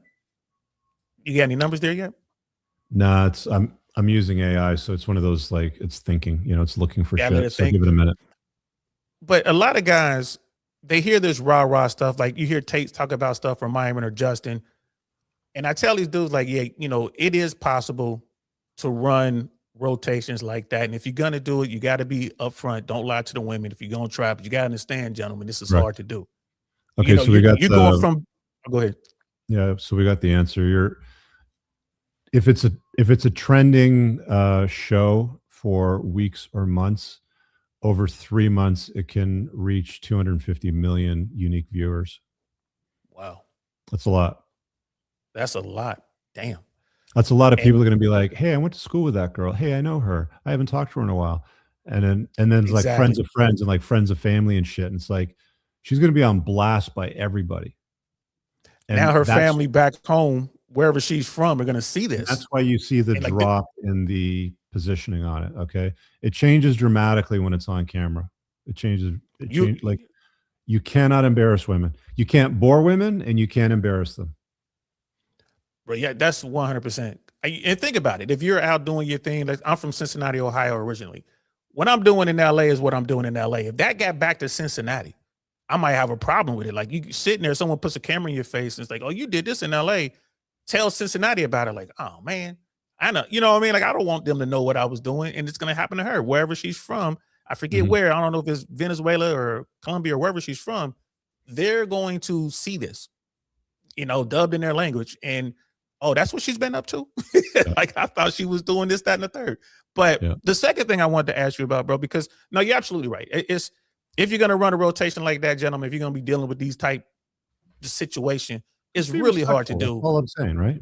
Like that's all Be respectful. Minimum. Yeah, and like you said, don't embarrass her, because that's definitely a problem. Like, why are you gonna do me like that? Like, damn, I'm allowing you to do all this other stuff. I'm on board. I'm agreeing with this, and then I just get side. You know, what I mean, you're just gonna bust me the side of the head with this like that. I can see that, but I just wanted to make the point. She had no problem in public, but again, you're saying we're just in some restaurant in some small town somewhere. Who's gonna see her? She doesn't care. That's quite a bit different than being on Netflix. But if that was the end of the night, I mean, we were there. They actually stayed open just to let us get our order in. So, I mean, no one was really there.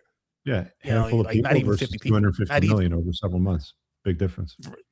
Yeah, and she's smart enough to realize that instantly, like, oh, this is Netflix. This isn't some dude coming in here on his platform, Dude, you know what I mean, on the other side of town. Dude, trust me, if Netflix is coming to your place to film a documentary on your shit, your girl's going to know about it, even if you don't tell her. She's definitely going to look that up. And this is off topic, but I just wanted to get your take on this. A lot of talk about the private credit market in the world right now. Have you been following this at all? It seems like we could be headed to some sort of global correction involving the private credit markets. Could be. I mean, look, man, they've been kicking the can down the road for a while. Could be a terrorist event, could be fucking, you know, the Straits of Hormuz closed for far too long, commerce doesn't move. Could be some fucking, you know, scam in the financial market that's, you know, brought to light. Could be any number of things that like shifts it over, but there's a lot of borrowed money out there. A lot of borrowed money. The housing market's unstable. The Canadian housing market's down 20%. I don't know what's going on in the US right now. I've heard some of the cities and towns are very unstable too, but it's really bad down here, brother. It's like Florida, especially if you're never bored. I know you got stuff to do, but right now, last time I checked, Florida was leading the nation in foreclosures. Like everyone's all in on American real estate right now. The market is definitely, we are in the correction. The question is, you know, again, where's the bottom and how bad it's going to be?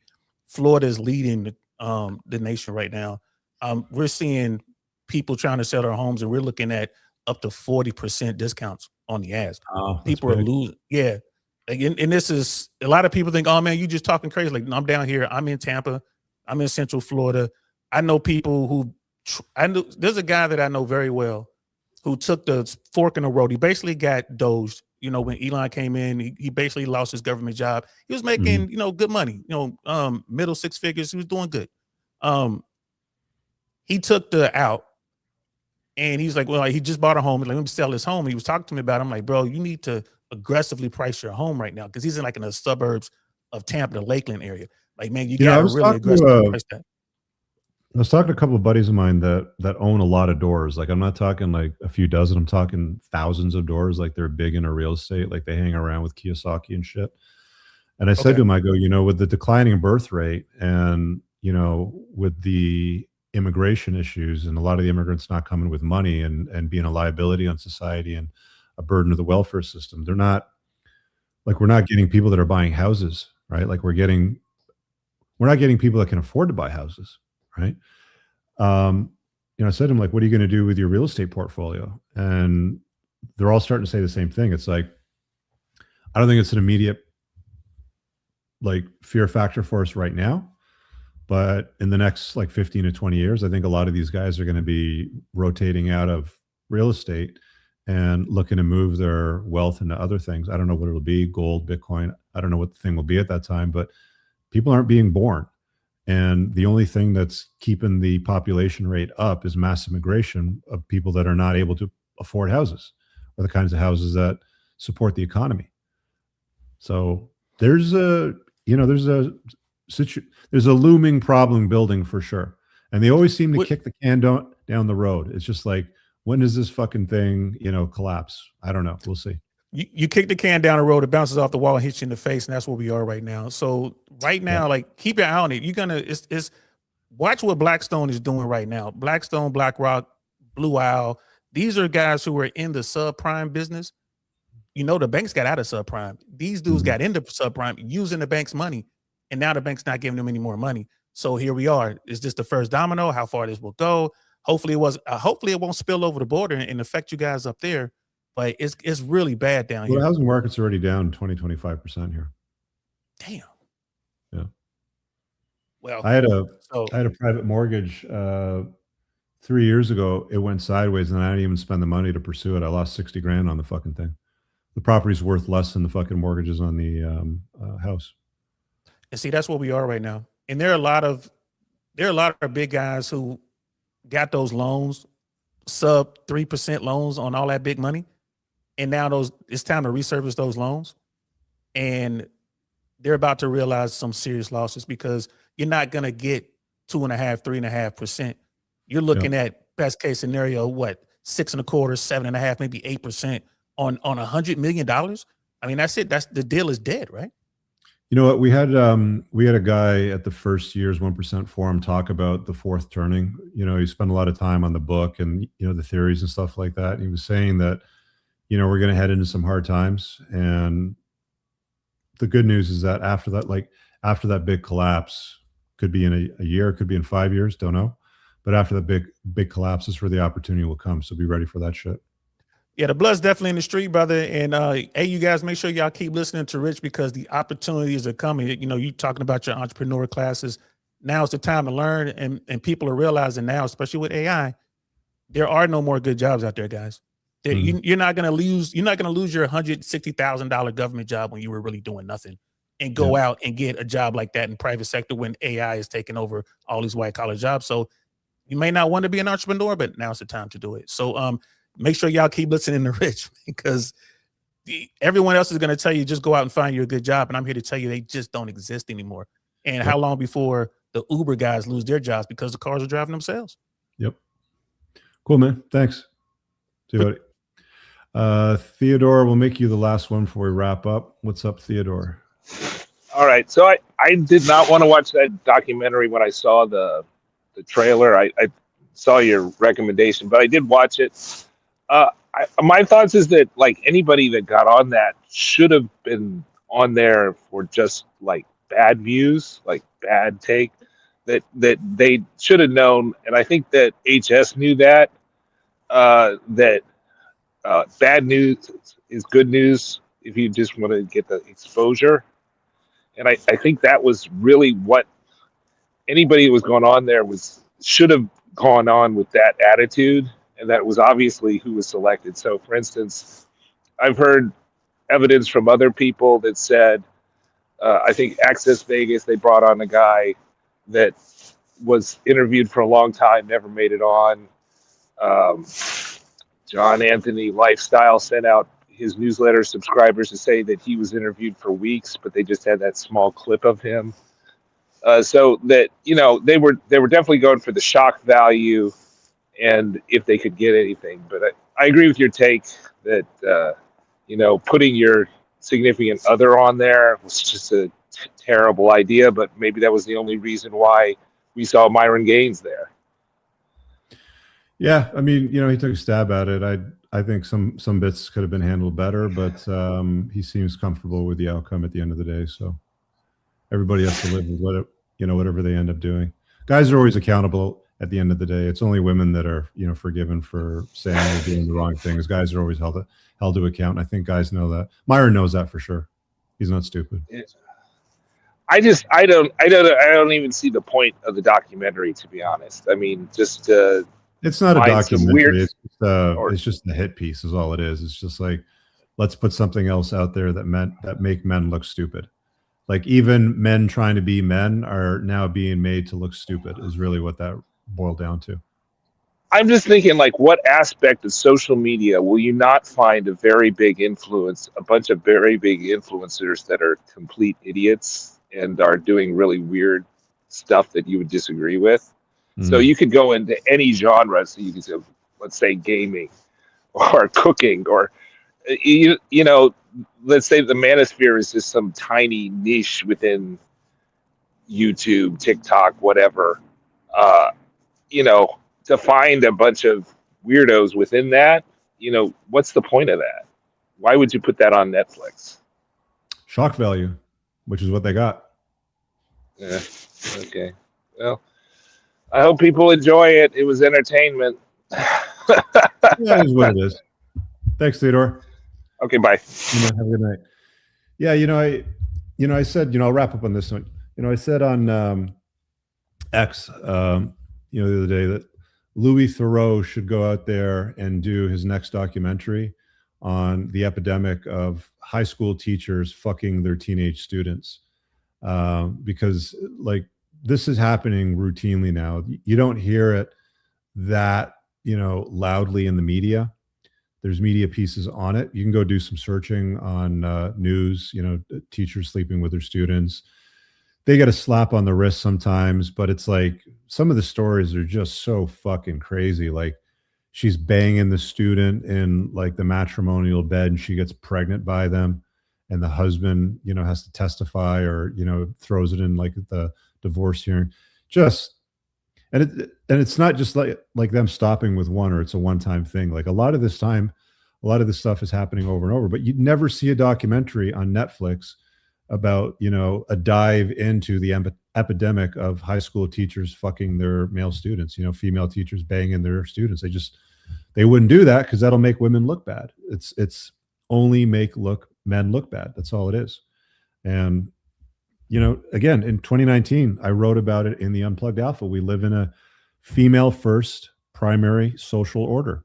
This is the nature of the world that we are in, right? Women are the preserved sex. Men are the disposable sex. One of the arguments that Dr. Warren Farrell made in The Myth of Male Power, the entire premise of his book was, and it's a great book, it's only 3 hours if you listen to the audiobook. One of the premises is how can men be oppressors and be the dominant sex if they're disposable? Disposability by nature means that you are the less valuable and the less useful, and also, the less protected sex. Women are the preserved, they're the protected sex. And that's the way that society has always been. Again, this is why you see a documentary mocking men trying to help other men. You don't see documentaries on female teachers banging their students. It's just the way the world is, man. It is what it is.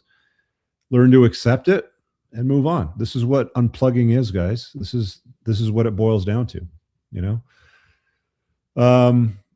Again, if you're newer here, subscribe, follow all the content, do the thing in the comments to like it. You can get my free chapters. If you haven't bought my books, you can get a taste over here at entrepreneursofcars.com/red-flags. Or you can visit my website for supplements, one-on-one coaching, and my school communities. And finally, as I just tap my finger at the ticker, you can take the free assessment and see where it's like a little bouncing ball back in the day, where you stand on the 7 spokes of a high value man at www.test.theunpluggedalpha.com. We used to have a bouncing ball on the bottom of the words when I was a kid. That's what I was doing with my finger, for those of you that are a little bit younger. The older ones will know exactly what I'm talking about. But yeah, there's a assessment tool that I've created for you guys. Figure out where you stand in the world. The assessment tool will tell you what you need to do, where your weaknesses are, and it'll give you action steps. There's a little video at the end that offers some actionable advice. that'll bring you back to the schools that I offer. Really, guys, if you've enjoyed my books, you've enjoyed my videos, you have a good time here, get into the School of Unplugging, sign up. It's like the cost of a nice coffee every day. You're going out to Starbucks or Tim Hortons or Dunkin' Donuts or whatever and spending a couple of bucks on a frappe, mate latte, macchiato, woo, America, woo, woo, woo. Throw it into the School of Unplugging and join me and a few hundred other guys doing some work, hopping up on Zoom calls. We have really interesting conversations. The other night we were talking about exit strategies, leaving certain countries, the best way to have children while minimizing risks, some business questions. That's where we have the really interesting behind the scenes conversation. So if that's your speed, check it out. You can find all of that in the ticker below. We'll see you guys later, man. You guys have an awesome night. Peace out. All right, guys. If you enjoyed that podcast, make sure you visit my website at richcooper.ca to learn more about my courses, my book, The Unplugged Alpha, community, or booking me for private coaching. Also, if you are a Canadian with $15,000 or more of credit card debt and what you are doing right now isn't paying off the balances, then visit totaldebtfreedom.ca and hit get a free quote to see if you qualify to settle your credit card debt for less than you owe today over the next 48 months. Make sure you check out the top pinned comment on YouTube for all the links mentioned during the show. Peace.